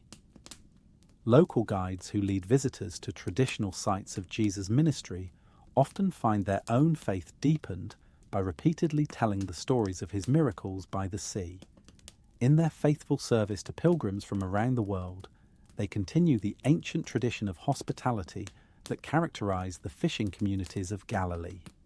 The environmental organizations that work to protect these historic waters recognize that preserving the natural beauty of biblical landscapes is itself a form of worship, a way of honoring the Creator who designed these ecosystems with such intricate care. Their efforts to maintain water quality and protect marine life ensure that future generations will be able to experience something of the natural world that provided the setting for God's mighty works. The theological seminaries located near these biblical waters offer their students unique opportunities to study Scripture in its original geographical context.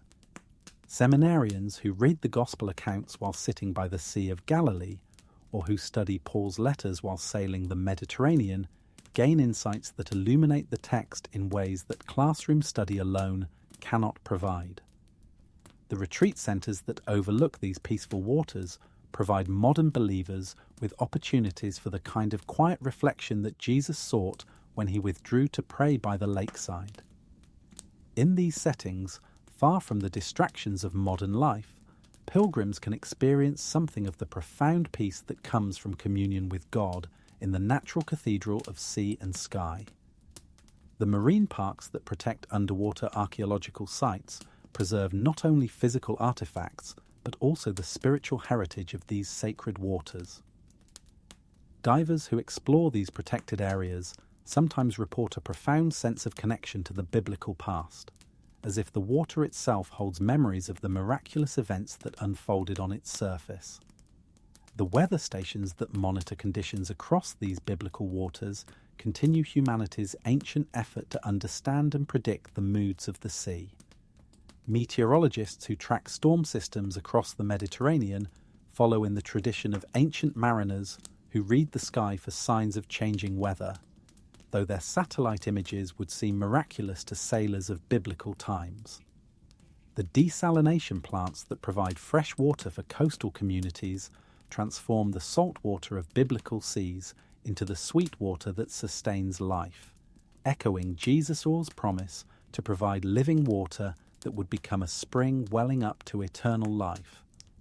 In this modern transformation of seawater into drinking water, we see a technological reflection of spiritual truths that Jesus taught by Jacob's well.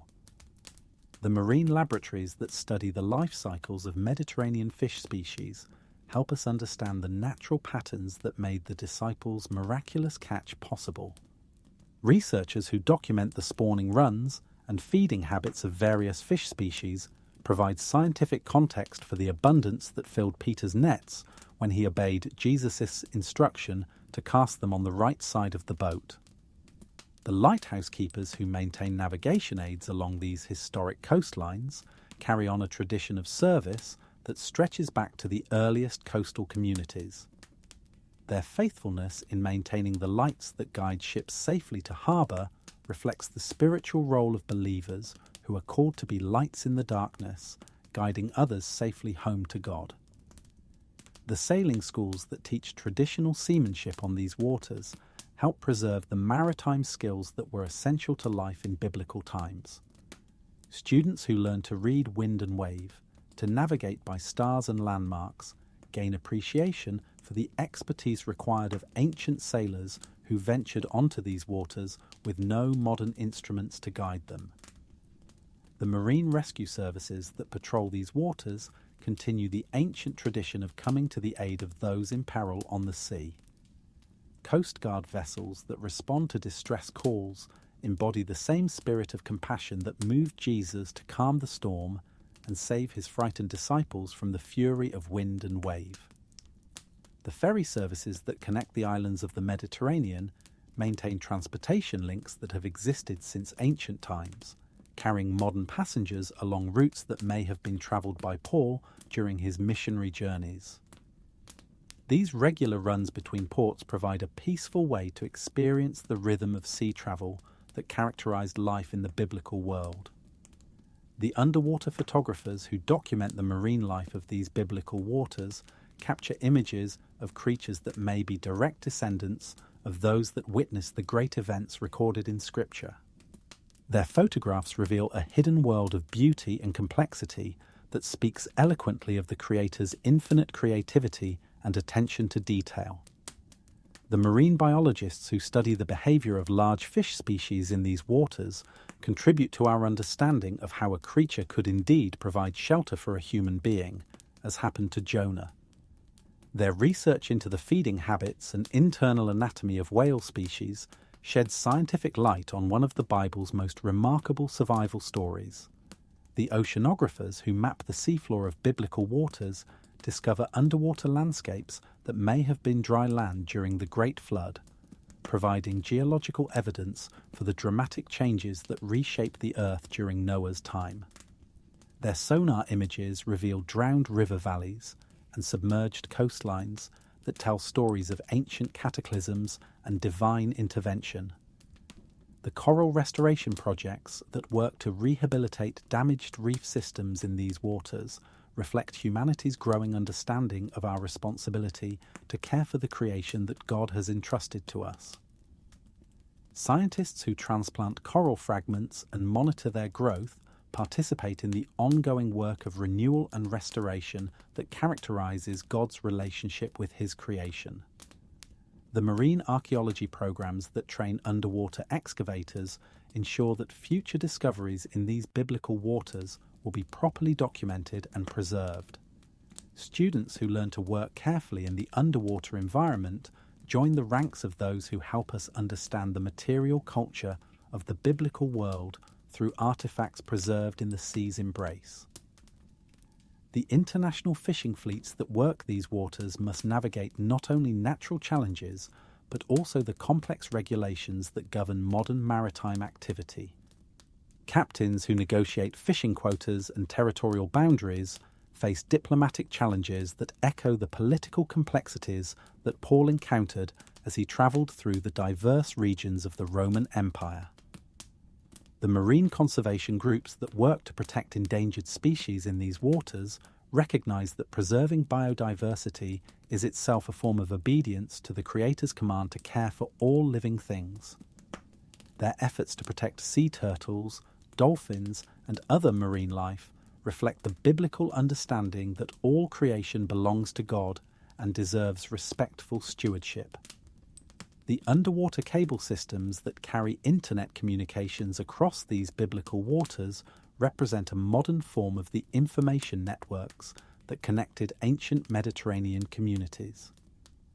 Just as Paul's letters carried news and encouragement across the Roman world, these fibre optic cables carry modern messages of connection and relationship across the same waters.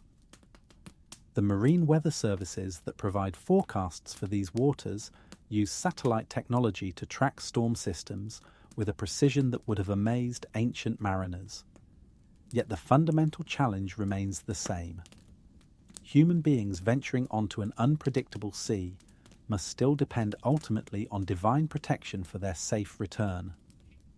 The diving operations that explore underwater archaeological sites must work carefully to preserve the historical record while extracting artifacts that can teach us about biblical times. Their meticulous documentation of shipwrecks and sunken harbours adds to our understanding of the maritime world that provided the context for so many of the events recorded in Scripture. The marine engineering projects that improve modern harbours often uncover evidence of ancient port facilities, revealing how sophisticated the maritime infrastructure of biblical times actually was. Discoveries of ancient breakwaters, docks, and warehouses help us appreciate the thriving commercial networks that connected the diverse communities of the biblical world.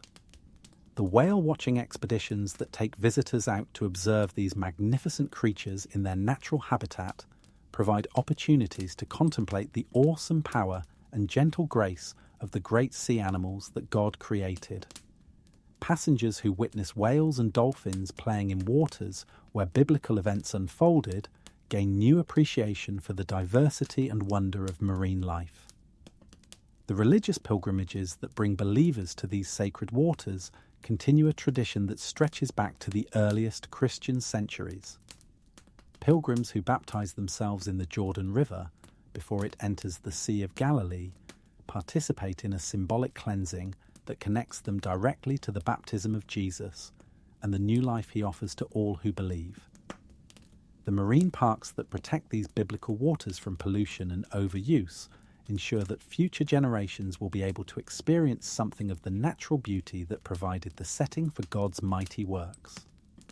Rangers who patrol these protected areas serve as guardians of both natural and spiritual heritage, preserving the environments that nurtured the faith of countless believers. The underwater research stations that monitor the health of marine ecosystems in these waters contribute to our understanding of how human activity affects the delicate balance of life in the sea. Their data helps inform policies that protect the same waters that witnessed God's creative power and continue to declare his glory through their beauty and abundance. The maritime museums that preserve the history of seafaring in the Biblical World House collections that help visitors understand the challenges and opportunities that shaped life in ancient coastal communities. Models of ancient ships, reconstructed fishing equipment, and artifacts from underwater excavations bring the maritime world of the Bible to life for modern audiences. The marine sanctuaries that provide refuge for endangered species echo the biblical theme of God's protection for his creatures during times of danger. Just as the ark provided safety for animals during the flood, these protected areas offer hope for the survival of species threatened by modern challenges. The international waters that lie beyond national boundaries remind us that the sea belongs ultimately to its creator, not to any human government. Mariners who sail these open waters experience something of the freedom and vastness that characterized the biblical understanding of God's sovereignty over all creation. The underwater photographers who document the changing seasons in these biblical waters capture images that reveal the cyclical rhythms of marine life. Their photographs of spawning fish, migrating sea creatures, and changing coral formations illustrate the patterns of death and rebirth that echo the central themes of Christian faith. The marine research vessels that study climate change in these waters investigate how shifting conditions affect the ecosystems that have supported life here since biblical times.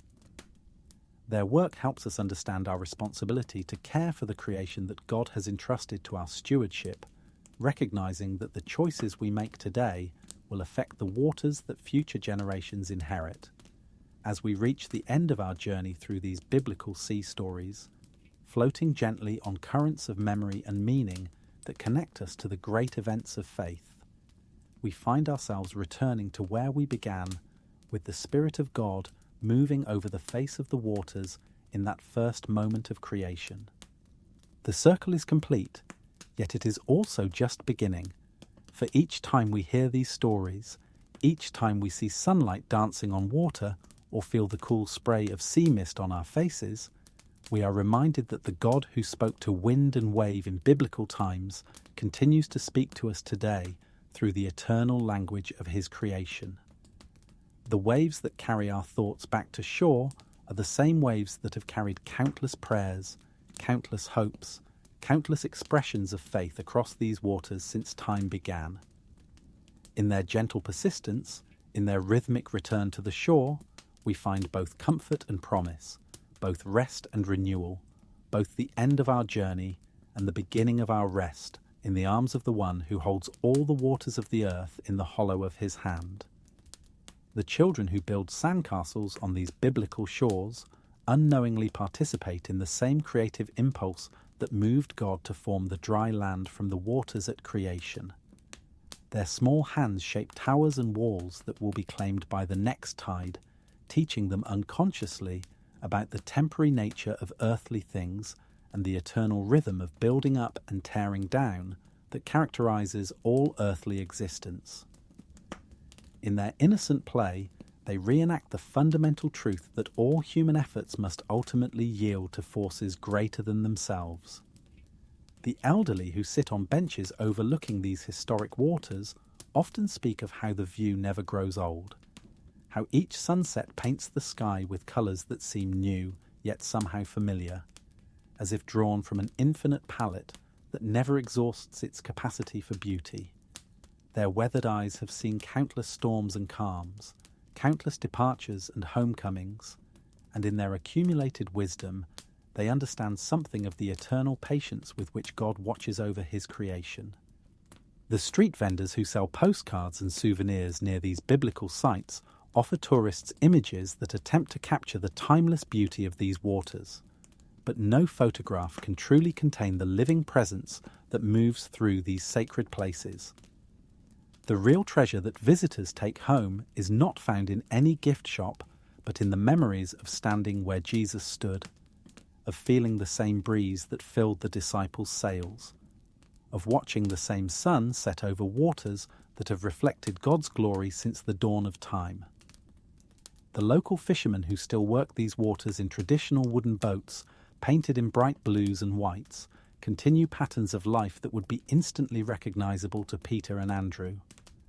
They rise before dawn to check their nets, read the subtle signs in cloud and current that predict the day's fishing, and return in the evening with stories of the day's adventures. Their continuing dependence on the sea's provision makes them living links to the maritime world of the Bible.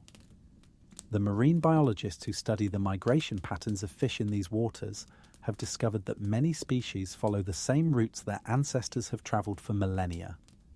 Schools of fish that move through the Mediterranean today swim along pathways that were ancient when Jesus called his first disciples to become fishers of men. In these enduring patterns of marine life, we see reflected the faithfulness of a creator who established rhythms and cycles that continue across the generations. The underwater photographers who capture images of life beneath these biblical waters reveal a hidden world of extraordinary beauty and complexity. Their cameras document coral gardens that grow in formations resembling underwater cathedrals, fish that school in patterns that suggest divine choreography, and marine ecosystems that function with a precision that speaks eloquently of intelligent design. Each photograph becomes a window into the hidden wonders that lie beneath the surface of waters that witnessed God's mighty works. The maritime rescue services that patrol these waters carry on an ancient tradition of coming to the aid of those in distress at sea. Their modern vessels, equipped with the latest technology, respond to emergency calls with the same urgency that moved Jesus to calm the storm for his frightened disciples. In their willingness to risk their own safety to save others, these rescuers embody the sacrificial love that lies at the heart of the gospel message. The naval historians who study ancient shipbuilding techniques help us understand the remarkable courage required of biblical-era sailors who ventured onto these waters in vessels that seem fragile by modern standards.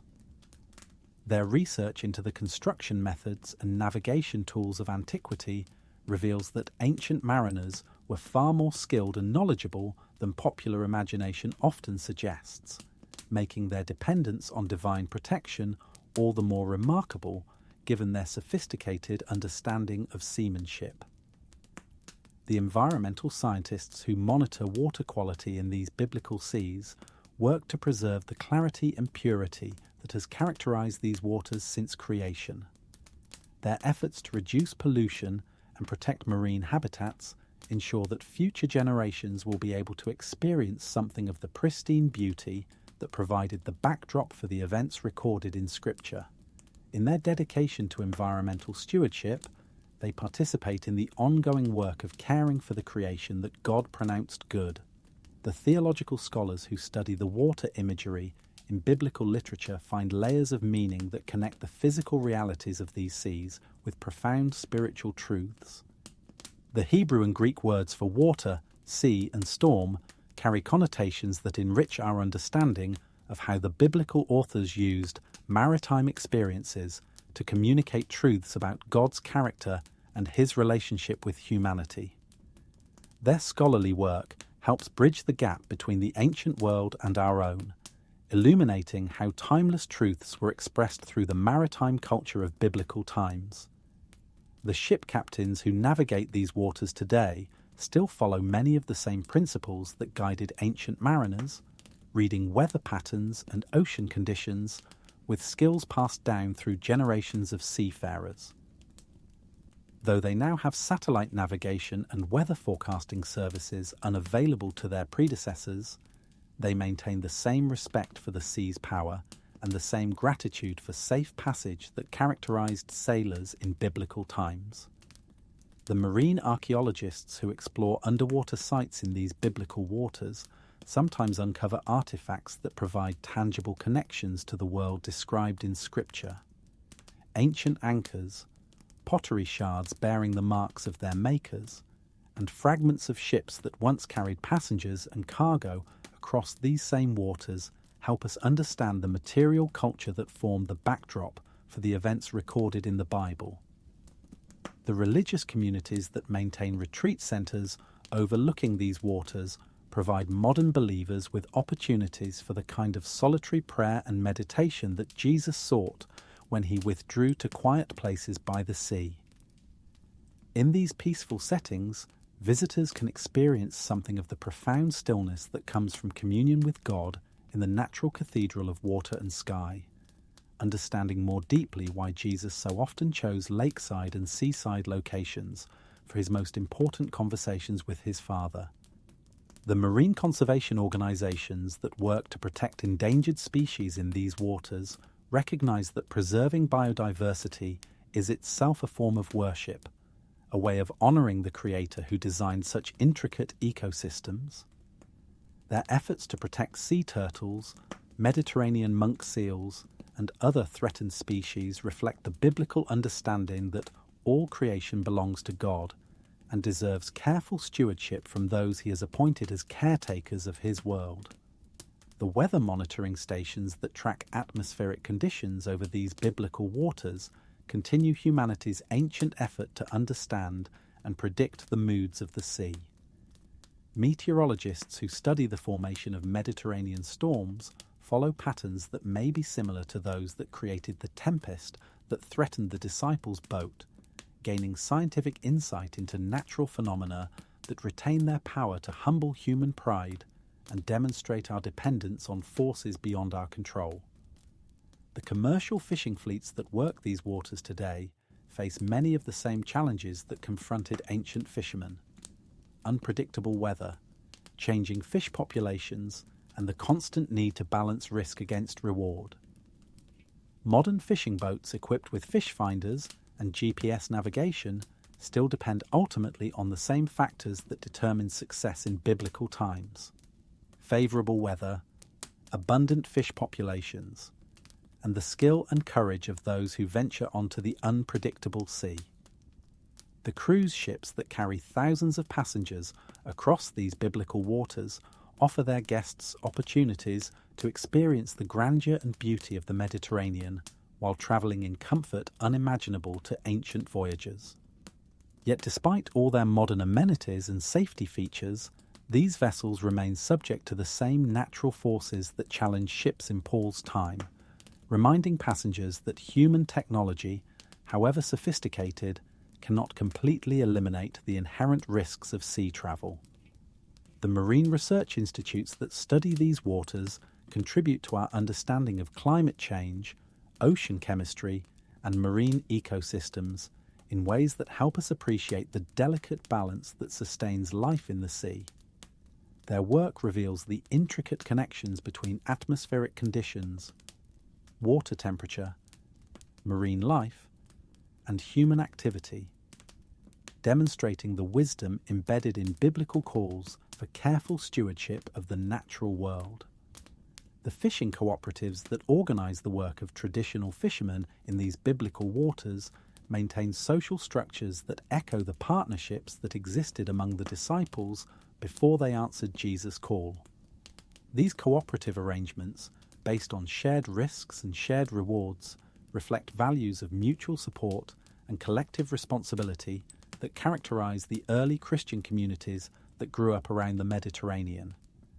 The maritime museums that preserve the nautical heritage of these biblical regions house collections that help visitors understand the central role that seafaring played in ancient life.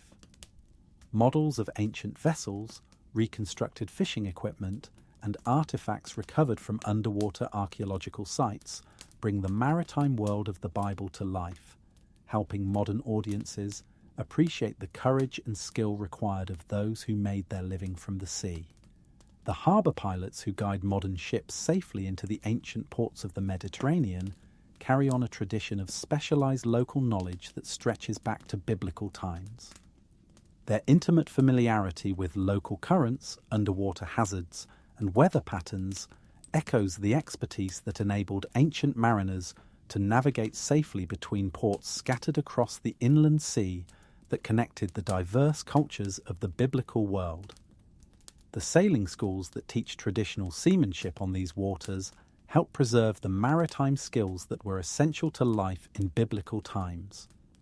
Students who learn to read wind patterns, navigate by celestial observations, and handle boats under sail alone gain appreciation for the expertise required of ancient sailors who ventured onto these waters with only the most basic instruments to guide them. The marine rescue helicopters that patrol these waters from the air provide a modern perspective on the same waters that challenged biblical travellers. Pilots who fly search and rescue missions see from above the wave patterns and weather systems that can make the difference between safe passage and disaster, gaining a unique appreciation for the challenges faced by those who must traverse these waters at sea level. The underwater research vessels that explore the deepest parts of these biblical seas discover landscapes and ecosystems that remain largely unchanged since the time when Jonah spent 3 days in the belly of the great fish. Their explorations reveal underwater mountains, valleys, and plains that form a hidden geography as complex and beautiful as any terrestrial landscape, reminding us that God's creative work extends into realms that human eyes rarely see. The international cooperation required to manage these shared waters reflects something of the universal scope of God's love for all peoples. The treaties and agreements that govern fishing rights, shipping lanes, and environmental protection in the Mediterranean demonstrate humanity's capacity for working together across national and cultural boundaries, echoing the vision of unity that animated the early Christian communities scattered around these same waters. The climate research stations that monitor temperature and salinity changes in these biblical waters track environmental shifts that may affect marine ecosystems for generations to come. Their data helps us understand our responsibility to future generations, recognizing that the choices we make today will determine what kind of world we leave for our children and grandchildren to inherit. The diving operations that explore underwater archaeological sites must work with extreme care to preserve the historical record while extracting artifacts that can teach us about life in biblical times. Their painstaking documentation of ancient shipwrecks, submerged harbours, and underwater ruins adds continuously to our understanding of the maritime culture that provided the context for so many biblical events. The marine weather services that provide forecasts for these waters use satellite imagery and computer modelling to predict storm systems with accuracy that would have seemed miraculous to ancient mariners. Yet despite all our technological advances, sailors today still must depend on the same divine protection that safeguarded biblical travellers, recognising that human knowledge and preparation, however sophisticated, cannot eliminate all the risks inherent in sea travel. The underwater cable networks that carry internet communications across these biblical waters represent a modern form of the information systems that connected ancient Mediterranean communities.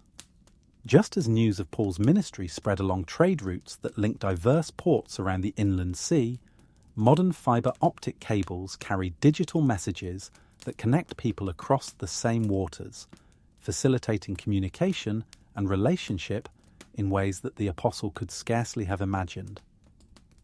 The port authorities that manage traffic in the harbours of biblical lands coordinate the movement of vessels from around the world, maintaining the tradition of international commerce that has characterised these waters since ancient times. Modern container ships and tankers follow shipping lanes that may parallel routes used by grain ships and merchant vessels in Paul's era, carrying goods between the same ports that facilitated trade and cultural exchange in the biblical world. The marine engineering projects that improve modern harbours often uncover evidence of ancient port facilities, revealing the sophisticated infrastructure that supported maritime commerce in biblical times. Discoveries of ancient breakwaters, loading docks, and warehouse foundations help us appreciate the engineering skill and commercial organisation that made possible the thriving trade networks described in the New Testament. The coral restoration projects that work to rehabilitate damaged reef systems in these waters participate in the ongoing work of renewal and healing that characterises God's relationship with His creation. Scientists who transplant coral fragments and monitor their growth engage in a form of environmental ministry, helping to restore ecosystems that declare God's glory through their beauty and complexity. The whale-watching expeditions that take visitors out to observe these magnificent creatures in their natural habitat provide opportunities to contemplate the awesome scale and gentle power of the great sea animals that God created on the fifth day. Passengers who witness whales and dolphins playing in waters where biblical events unfolded gain new appreciation for the diversity and wonder of marine life, understanding more deeply the psalmist's declaration that the sea is full of God's creatures both small and great. The marine sanctuaries that protect critical habitats in these biblical waters ensure that future generations will be able to witness something of the abundance and beauty that characterize these seas in their pristine state. Rangers and researchers who work in these protected areas serve as guardians of both natural and spiritual heritage, preserving environments that continue to declare the glory of their Creator through their intricate beauty and perfect function. The fishing tournaments that bring recreational anglers to these waters celebrate the abundance and sporting qualities of fish populations that descend from those that filled the disciples' nets in miraculous catches. Participants in these competitions experience something of the excitement and anticipation that characterized fishing in biblical times, understanding more viscerally the metaphor of being fishers of men that Jesus used to describe the disciples' future ministry. The marine trade schools that train the next generation of seafarers pass on knowledge and skills that connect modern mariners to the unbroken tradition of those who make their living from the sea. Students who learn navigation, seamanship, and marine engineering join a profession that stretches back to the earliest civilizations, carrying forward values of courage, competence, and mutual dependence that have always characterized life at sea. The tide pools that form along the rocky shores of these biblical waters create miniature ecosystems that reveal the intricate beauty of marine life in concentrated form. Children who explore these natural aquariums at low tide discover sea anemones, crabs, and colourful fish that demonstrate on a small scale the same principles of interdependence and adaptation that govern the larger marine environment. The lighthouses that guide ships safely to harbour along these coasts carry forward humanity's ancient commitment to providing safe passage for those who venture onto the dangerous sea. The lighthouse keepers who maintain these aids to navigation participate in a tradition of service that reflects the biblical call to be lights in the darkness, helping others find their way safely home. As our journey through these biblical sea stories draws to its close, we find ourselves like passengers on an ancient vessel approaching a familiar harbour after a long voyage. The waters that have carried us through tales of creation and flood, exodus and exile, storms and calms, miracles and mercy, now bring us gently back to the shore of our own experience, enriched by all we have seen and heard along the way. The coastal gardens that bloom along these biblical shores burst with flowers that have known these same salt breezes for centuries. Oleander and bougainvillea cascade over ancient stone walls, their bright petals dancing in the wind that once filled the sails of Phoenician traders and Roman grain ships. These gardens, tended by generations of faithful hands, reflect the patient cultivation that spiritual growth requires, blooming season after season in testimony to the enduring beauty that emerges when human care cooperates with divine blessing. The terraced hillsides that step down toward these historic waters speak of centuries of careful stewardship, each level carved from living rock by hands that understood the value of transforming barren slopes into productive vineyards and olive groves. The farmers who built these terraces worked with the same patient persistence that characterizes spiritual formation, knowing that the most valuable fruits require time, patience, and cooperation with natural rhythms that cannot be hurried or forced. The ancient aqueducts that once carried fresh water to coastal cities demonstrate the ingenuity and foresight of civilizations that understood the precious nature of clean water. These engineering marvels, some still functional after 2 millennia, remind us that the living water Jesus promised is even more essential than the physical water that sustains our bodies, flowing not just for a season, but throughout eternity to all who drink from the well of salvation. The archaeological teams that work carefully to uncover buried cities along these coasts reveal layer upon layer of human habitation, each stratum telling part of the story of how people have lived in relationship with these waters across the centuries. Their patient excavation work mirrors the careful attention required to uncover the deeper meanings embedded in the biblical sea stories, revealing treasures that reward those who dig beneath the surface. The traditional boat builders who still craft wooden vessels using methods passed down through generations create floating works of art that connect us directly to the maritime world of the Bible. Their workshops, fragrant with the scent of cedar and pine, echo with the sounds of adze and hammer that have shaped boats for thousands of years. Each vessel they create carries forward the accumulated wisdom of countless generations of craftsmen who understood that lives would depend on the quality of their work. The marine sanctuaries that protect critical breeding grounds for Mediterranean fish species ensure that the miraculous abundance described in the Gospel accounts remains a possibility rather than merely a memory. Research scientists who monitor these protected areas document recovery patterns that demonstrate nature's remarkable capacity for renewal when given the protection and time needed for healing to occur. The sailing regattas that bring together traditional wooden boats celebrate not only maritime heritage, but also the community spirit that has always characterized life around these biblical waters. Crews who race these classic vessels experience something of the teamwork and mutual dependence that bound together the fishing partnerships of Galilee, understanding through direct experience why Jesus chose fishermen as his first disciples. The underwater photographers who document the changing seasons beneath these biblical waters capture images that reveal the hidden rhythms of marine life. Their photographs show spawning runs that follow patterns established since creation, migration routes that connect distant shores, and breeding cycles that reflect the eternal principles of death and resurrection embedded in the natural world. The marine meteorologists who study weather patterns over these waters track atmospheric systems that may follow the same general patterns that created the storms and calms described in biblical accounts. Their computer models help us understand the natural forces that Jesus commanded with divine authority, appreciating both the scientific complexity of weather systems and the awesome power required to control them with a spoken word. The coastal communities that celebrate annual festivals of the sea maintain traditions that connect them to the maritime culture of biblical times.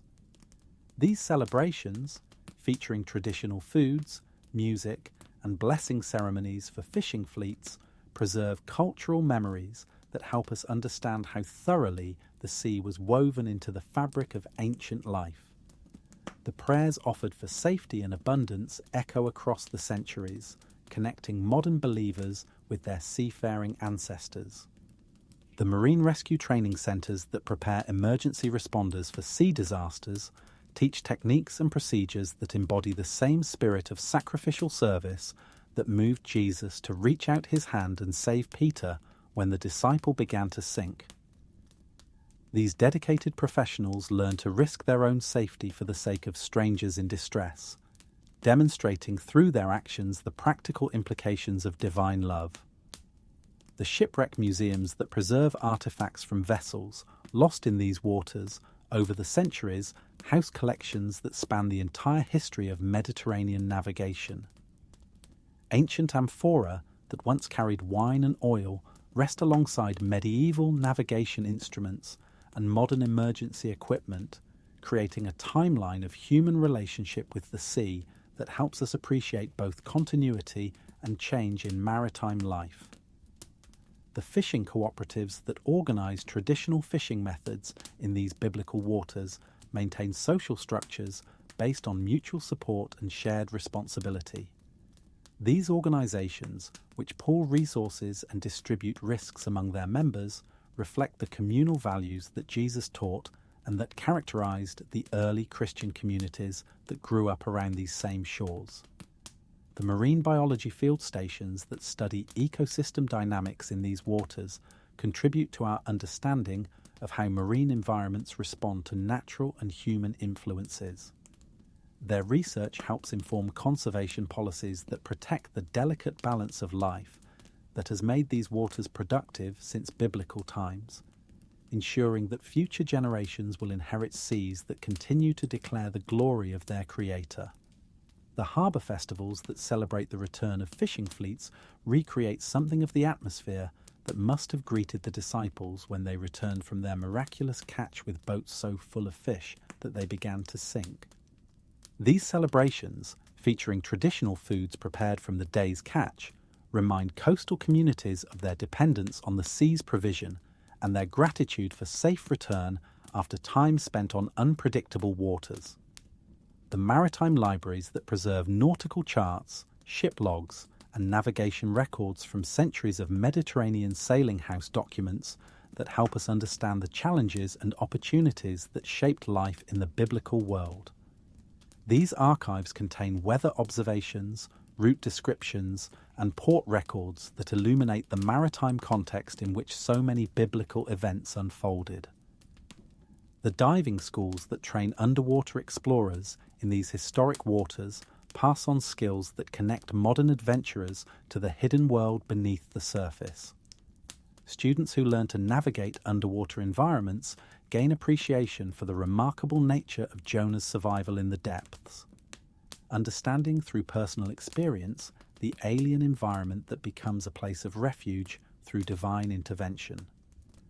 The coral gardens that flourish in the clear waters of protected areas demonstrate the incredible diversity and beauty of marine ecosystems when they are allowed to develop without human interference.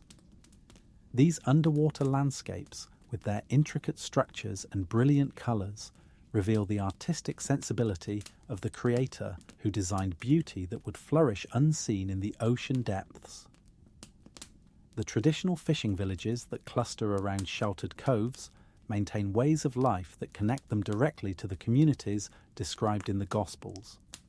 Their narrow streets, whitewashed houses, and small harbours filled with colourful boats create landscapes that would be instantly recognisable to the disciples who made their living from these same waters. The marine archaeology programs that train underwater excavators ensure that future discoveries in these biblical waters will be properly documented and preserved for study. Students who learn to work carefully in the challenging underwater environment join the ranks of those who help us understand the material culture of the biblical world through artifacts preserved in the sea's protective embrace. The weather monitoring buoys that float in strategic locations across these waters gather data that helps meteorologists understand the atmospheric dynamics that can transform calm seas into dangerous storms within hours. These automated stations, transmitting their observations via satellite, represent a modern version of the careful attention to weather signs that ancient mariners needed for survival. The marine protected areas that restrict fishing and development in critical habitats ensure that at least some portions of these biblical waters will remain as close as possible to their original state. These reserves serve as living laboratories where scientists can study undisturbed marine ecosystems and as sanctuaries where threatened species can recover from human pressures. The lighthouse preservation societies that maintain historic navigation aids work to preserve not only the physical structures but also the maritime heritage they represent. These organisations understand that lighthouses are more than functional buildings. They are symbols of hope and guidance that connect us to the fundamental human need for safe passage through dangerous waters. The sailing expeditions that follow ancient trade routes allow modern adventurers to experience something of the challenges and wonders that characterized sea travel in biblical times. Participants who cross the Mediterranean under sail alone gain visceral understanding of how dependent ancient mariners were on favorable winds and divine protection for their safe arrival at their destinations. The marine research vessels that study deep water ecosystems in these biblical seas discover communities of life that thrive in conditions that seem impossible for survival. These explorations reveal the remarkable adaptability of living things and the incredible diversity of environments that exist beneath the surface of waters that appear uniform from above. The coastal restoration projects that work to rebuild damaged shorelines and protect them from erosion participate in the ongoing work of stewardship that God assigned to humanity from the beginning. These efforts, which often involve replanting native vegetation and restoring natural water flow patterns, demonstrate practical care for the creation that continues to declare its Creator's glory. The fishing tournaments that bring together professional and recreational anglers celebrate the abundance and sporting qualities of fish populations that may be descendants of those that filled the disciples' nets. These competitions foster appreciation for marine resources while supporting conservation efforts that ensure sustainable fishing for future generations. The marine education centres that teach children about ocean ecosystems help the next generation develop the knowledge and values needed for responsible stewardship of these biblical waters. Young students who learn about marine food webs, migration patterns, and conservation challenges gain tools for making decisions that will affect these waters throughout their lifetimes. The traditional boat races that bring communities together in celebration of maritime heritage recreate something of the competitive spirit that may have characterized fishing partnerships in biblical times. These events, featuring vessels built using ancient techniques, connect modern participants to the skills and traditions that enabled their ancestors to make their living from the sea. The underwater observation platforms that allow visitors to view marine life without diving provide opportunities for people of all ages and abilities to experience the hidden world beneath these biblical waters. These facilities, designed to minimize environmental impact while maximizing educational value, offer windows into ecosystems that few humans would otherwise have the opportunity to observe. The marine mammal research programs that study dolphins and whales in these waters contribute to our understanding of the intelligence and complex social behaviours of sea creatures that may be similar to those that God appointed to shelter Jonah. Their observations of communication patterns, cooperative behaviours, and problem-solving abilities reveal the remarkable capabilities of marine animals.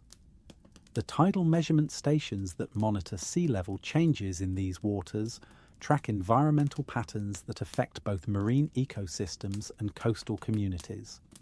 Their data helps scientists understand how global climate patterns influence local conditions, providing information essential for planning adaptation strategies that protect both natural habitats and human settlements. The maritime festivals that celebrate cultural connections between different Mediterranean communities recreate something of the international atmosphere that characterized major ports in biblical times.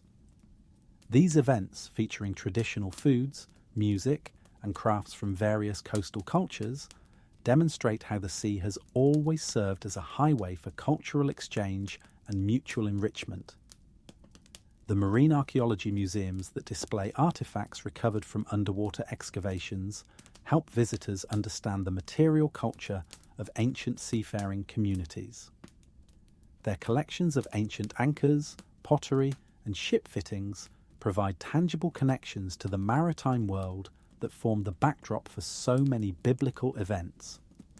The sustainable fishing programs that teach modern fishing techniques designed to protect fish populations and marine habitats reflect the biblical principle of stewardship that calls humanity to care for creation rather than simply exploit it.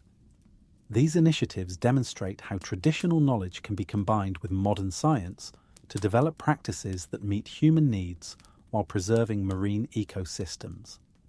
The coastal bird sanctuaries that protect important stopover sites for migrating species ensure that the skies over these biblical waters continue to host the seasonal movements of birds that have followed the same routes since creation. Birdwatchers who visit these reserves witness migrations that connect Arctic breeding grounds with African wintering areas, following ancient flyways that predate human civilization. The marine pollution monitoring programs that track water quality in these biblical seas work to preserve the clarity and purity that has characterized these waters since their creation.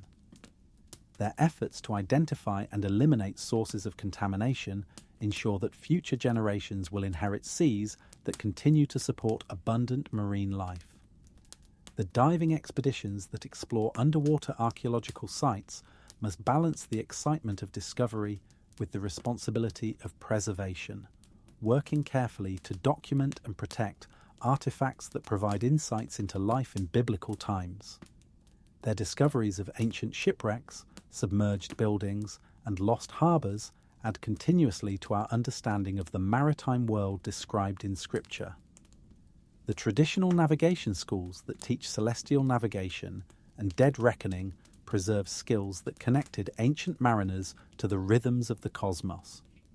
Students who learn to find their position using stars and compass understand something of the intimate relationship with natural cycles that characterized life in the biblical world, when human activities followed patterns established by the Creator. The marine weather services that provide forecasts for recreational boaters and commercial vessels continue humanity's ancient effort to predict and prepare for the changing moods of the sea. Their satellite imagery and computer models represent sophisticated versions of the weather wisdom that enabled ancient sailors to read signs in sky and water that predicted approaching storms or favourable sailing conditions. In the gentle rhythm of waves against these ancient shores, in the cry of seabirds overhead, in the sight of fishing boats returning with their catch, as the sun sets over water that has reflected countless such scenes throughout history, we find ourselves connected to an unbroken chain of human experience that stretches back to the very beginning of our relationship with the sea. These waters continue to teach us about patience and trust, about the power of nature and the greater power of its creator, about our dependence on forces beyond our control and our responsibility to care for the gifts we have been given.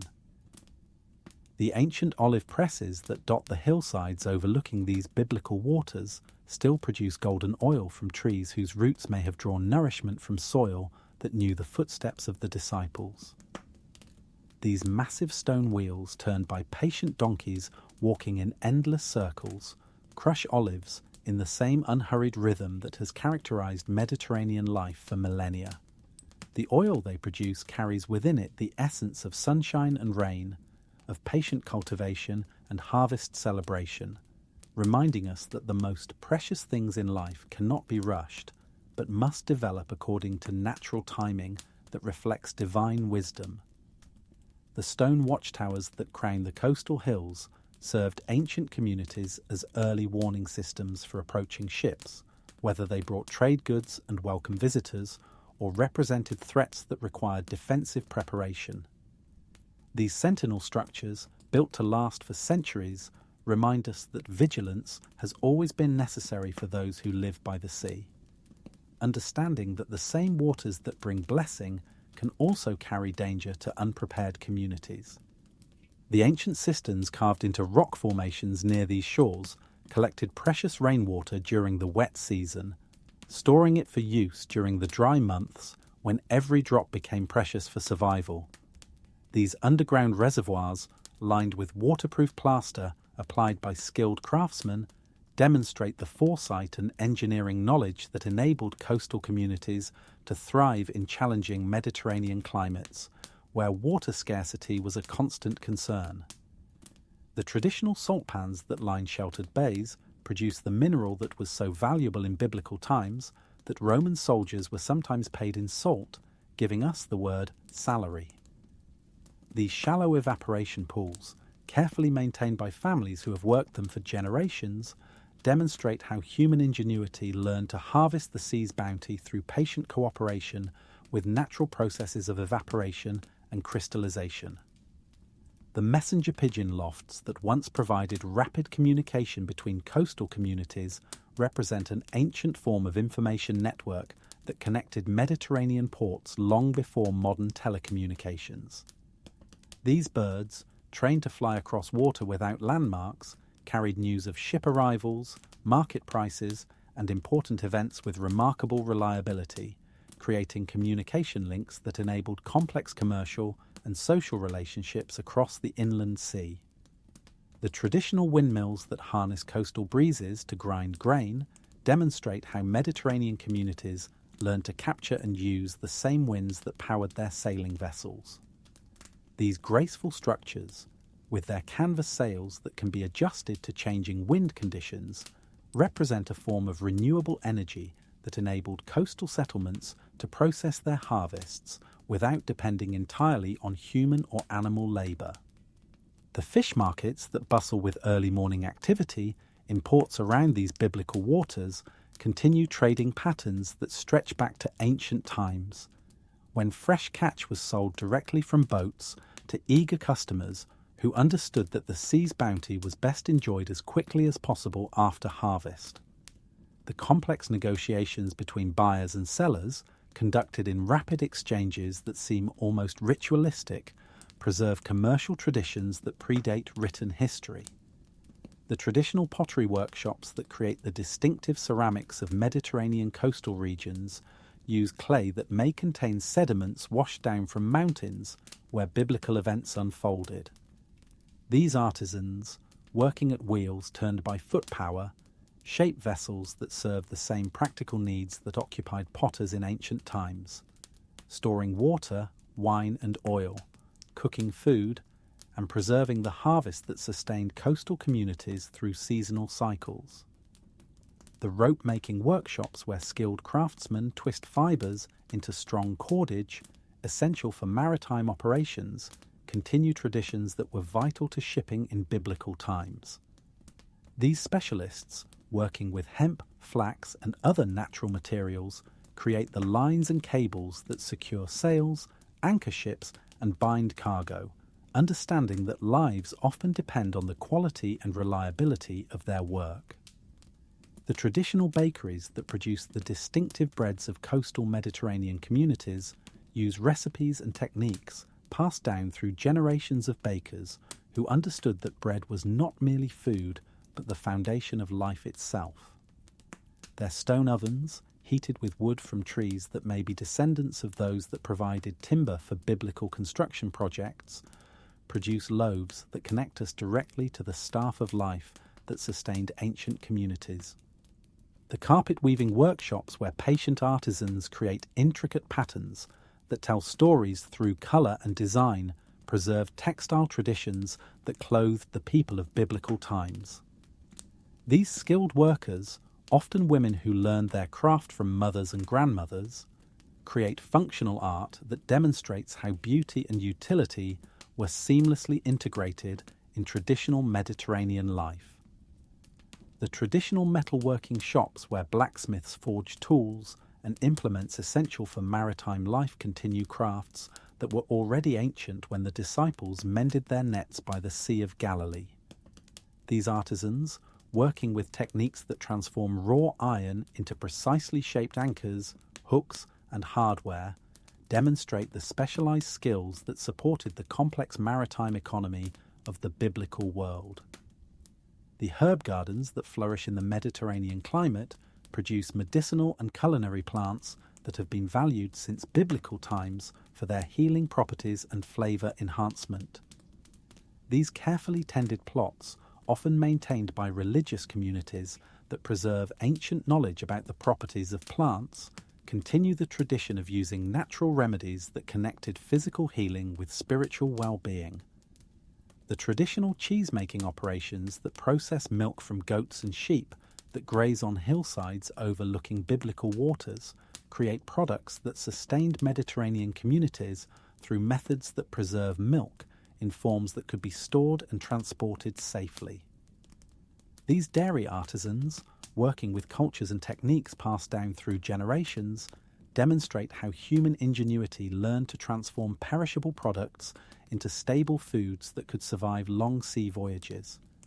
The cooperatives where skilled craftsmen create wooden barrels and casks for storing wine, oil, and other liquids continue traditions that were essential to Mediterranean commerce in biblical times.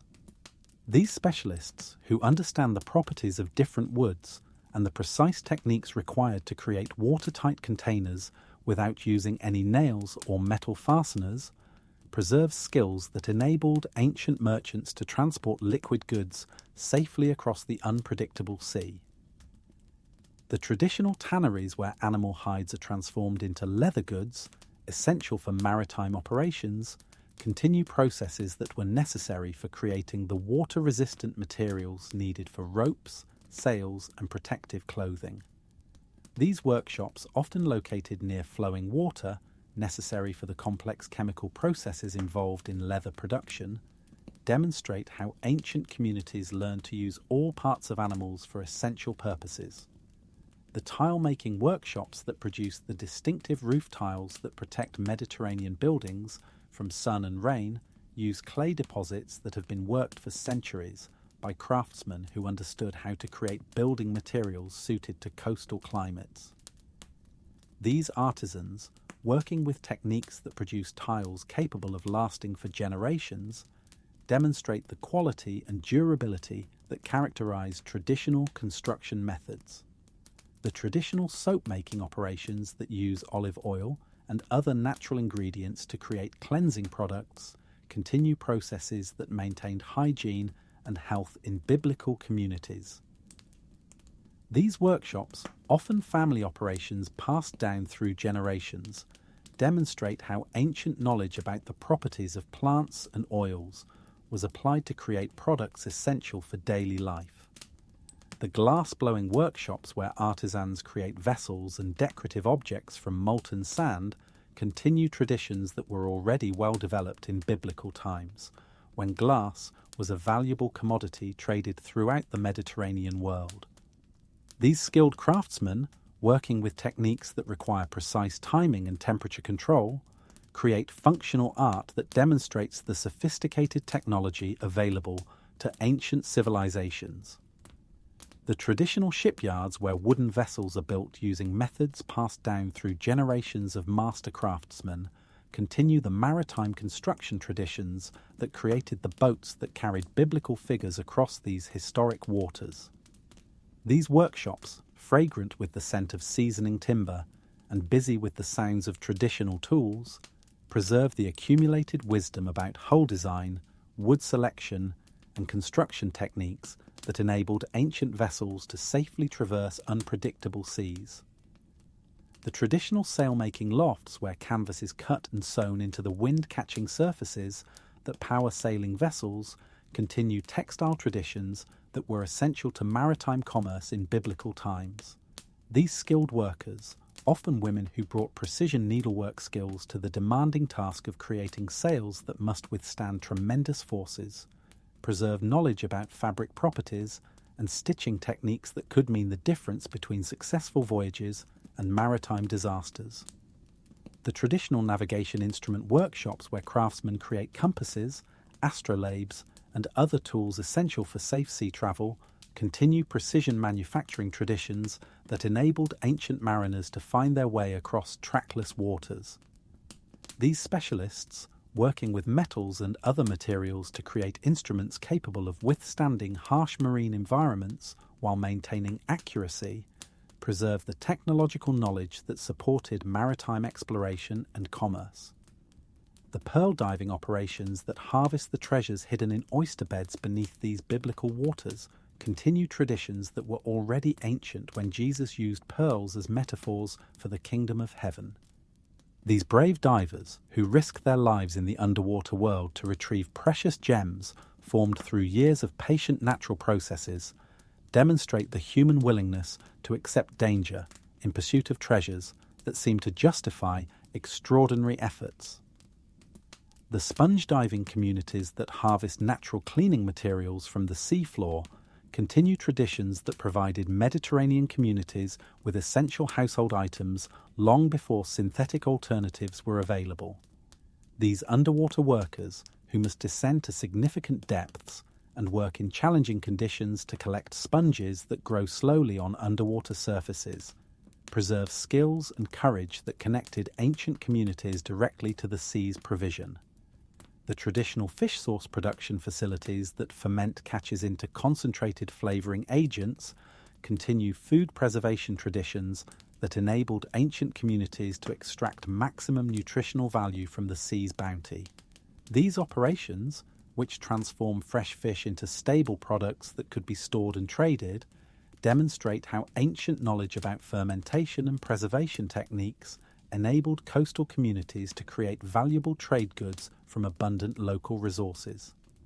The traditional net-making workshops where skilled craftsmen create the intricate tools essential for fishing operations continue textile traditions that were vital to the maritime economy of biblical times.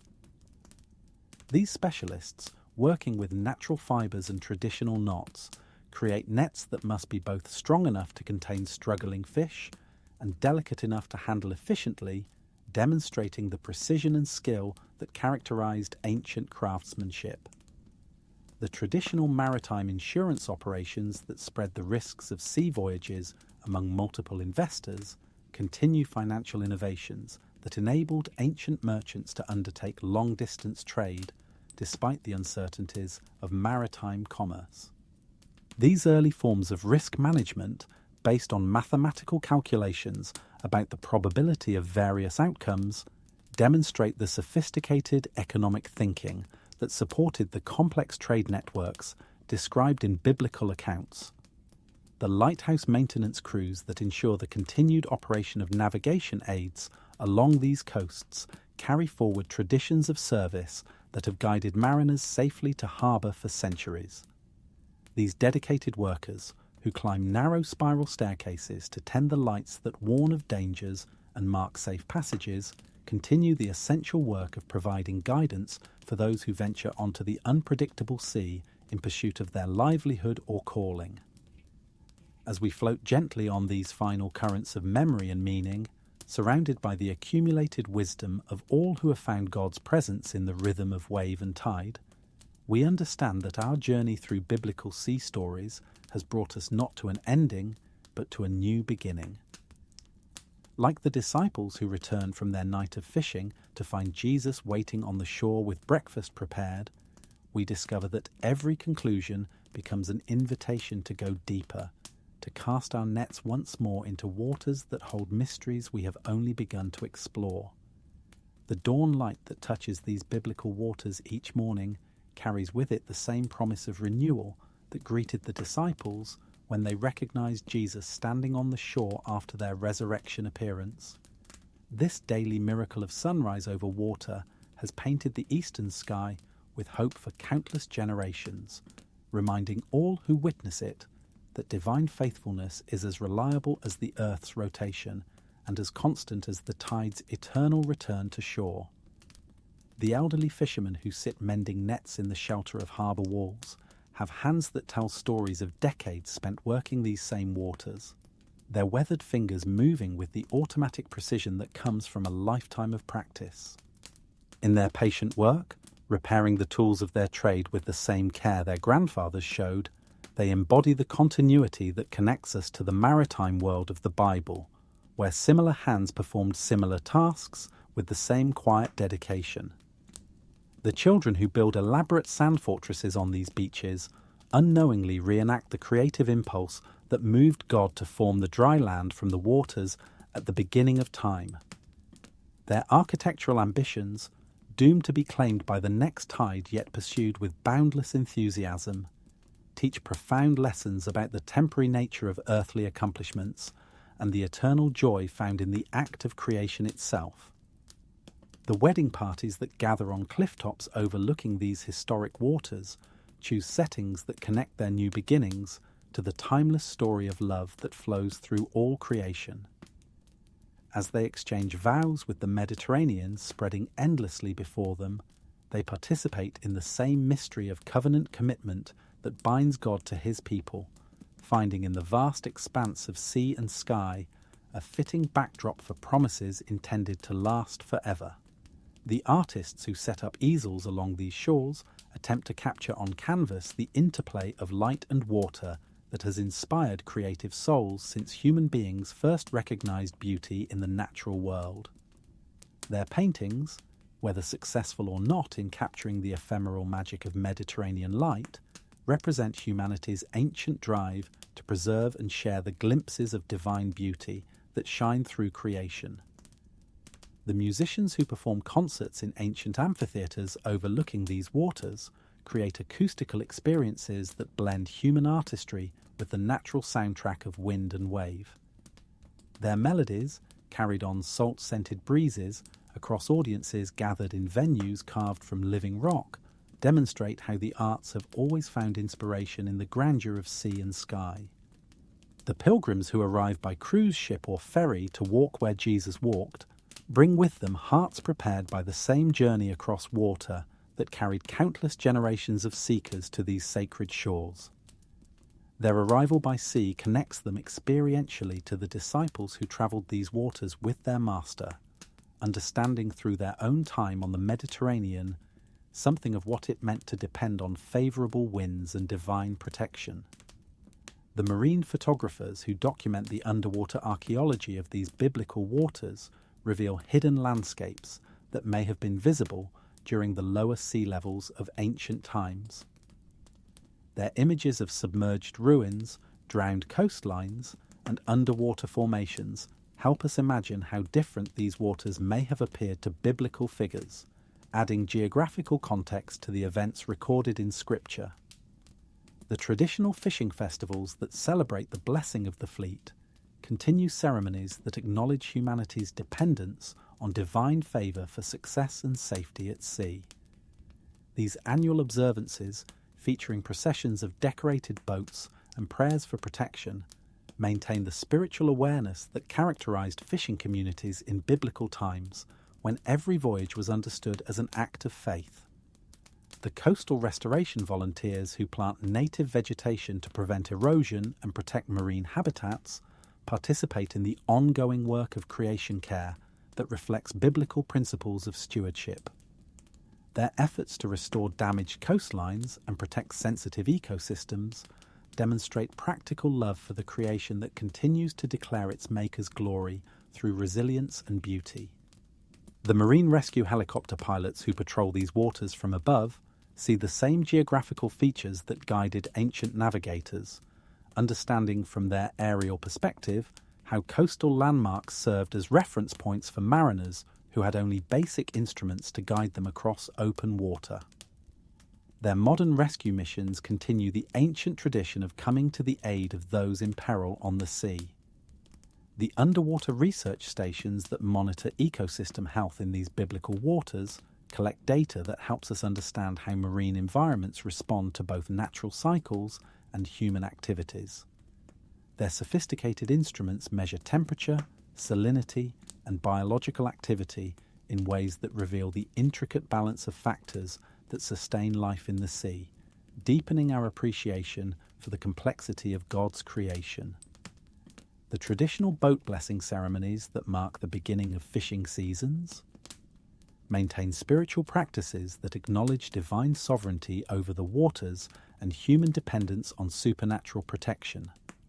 These rituals, featuring prayers for safety and abundance, preserve the religious consciousness that characterized maritime communities throughout biblical history.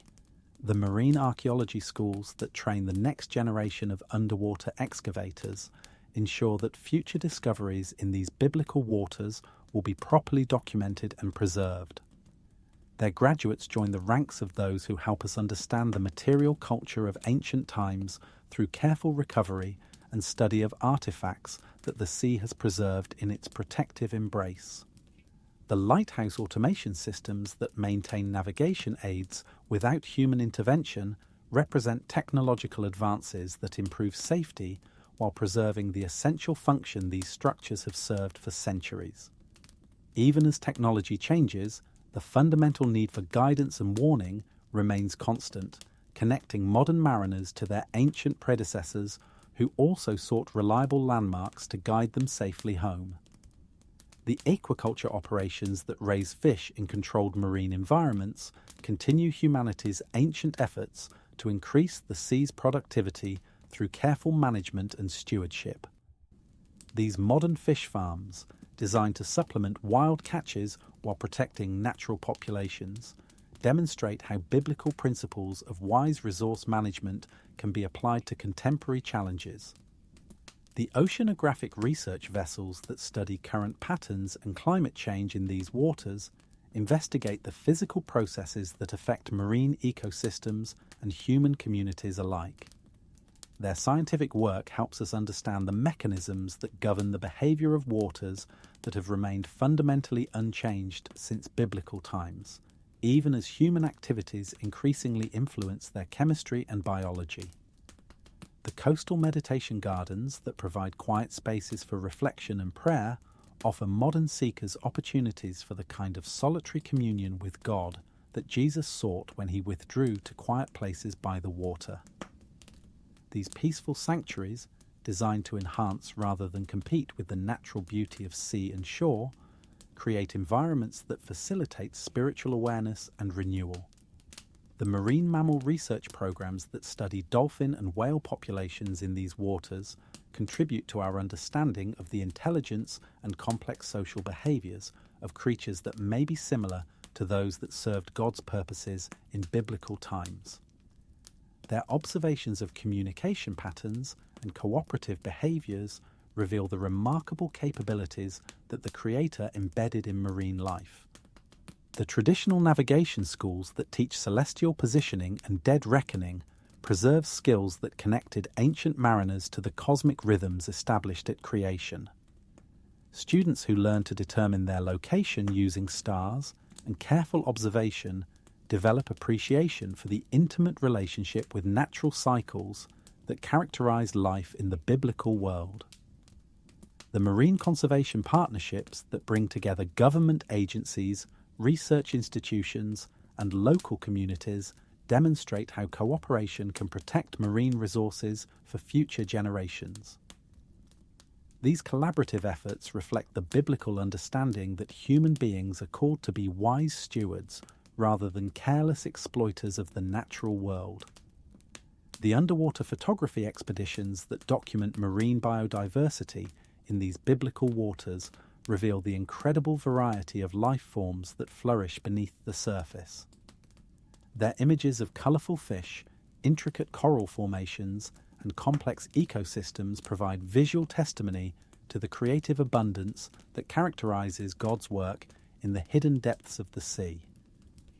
As the final rays of evening sunlight paint these ancient waters with colours that have blessed human eyes since the dawn of time, we find ourselves at the end of our journey, yet somehow at its beginning, carried by currents of story and memory back to the shore of our own experience, enriched by all we have witnessed and learned. The biblical sea stories that have carried us across these waters of imagination and faith now deposit us gently on the beach of our own lives, where we discover that the same God who moved upon the face of the deep at creation, who saved Noah through the flood, who parted the Red Sea for his people, who walked upon the waters of Galilee, and who brought Paul safely through the Mediterranean storm, continues to move in our lives today with the same power, the same love, and the same faithfulness that has characterized his relationship with humanity from the very beginning.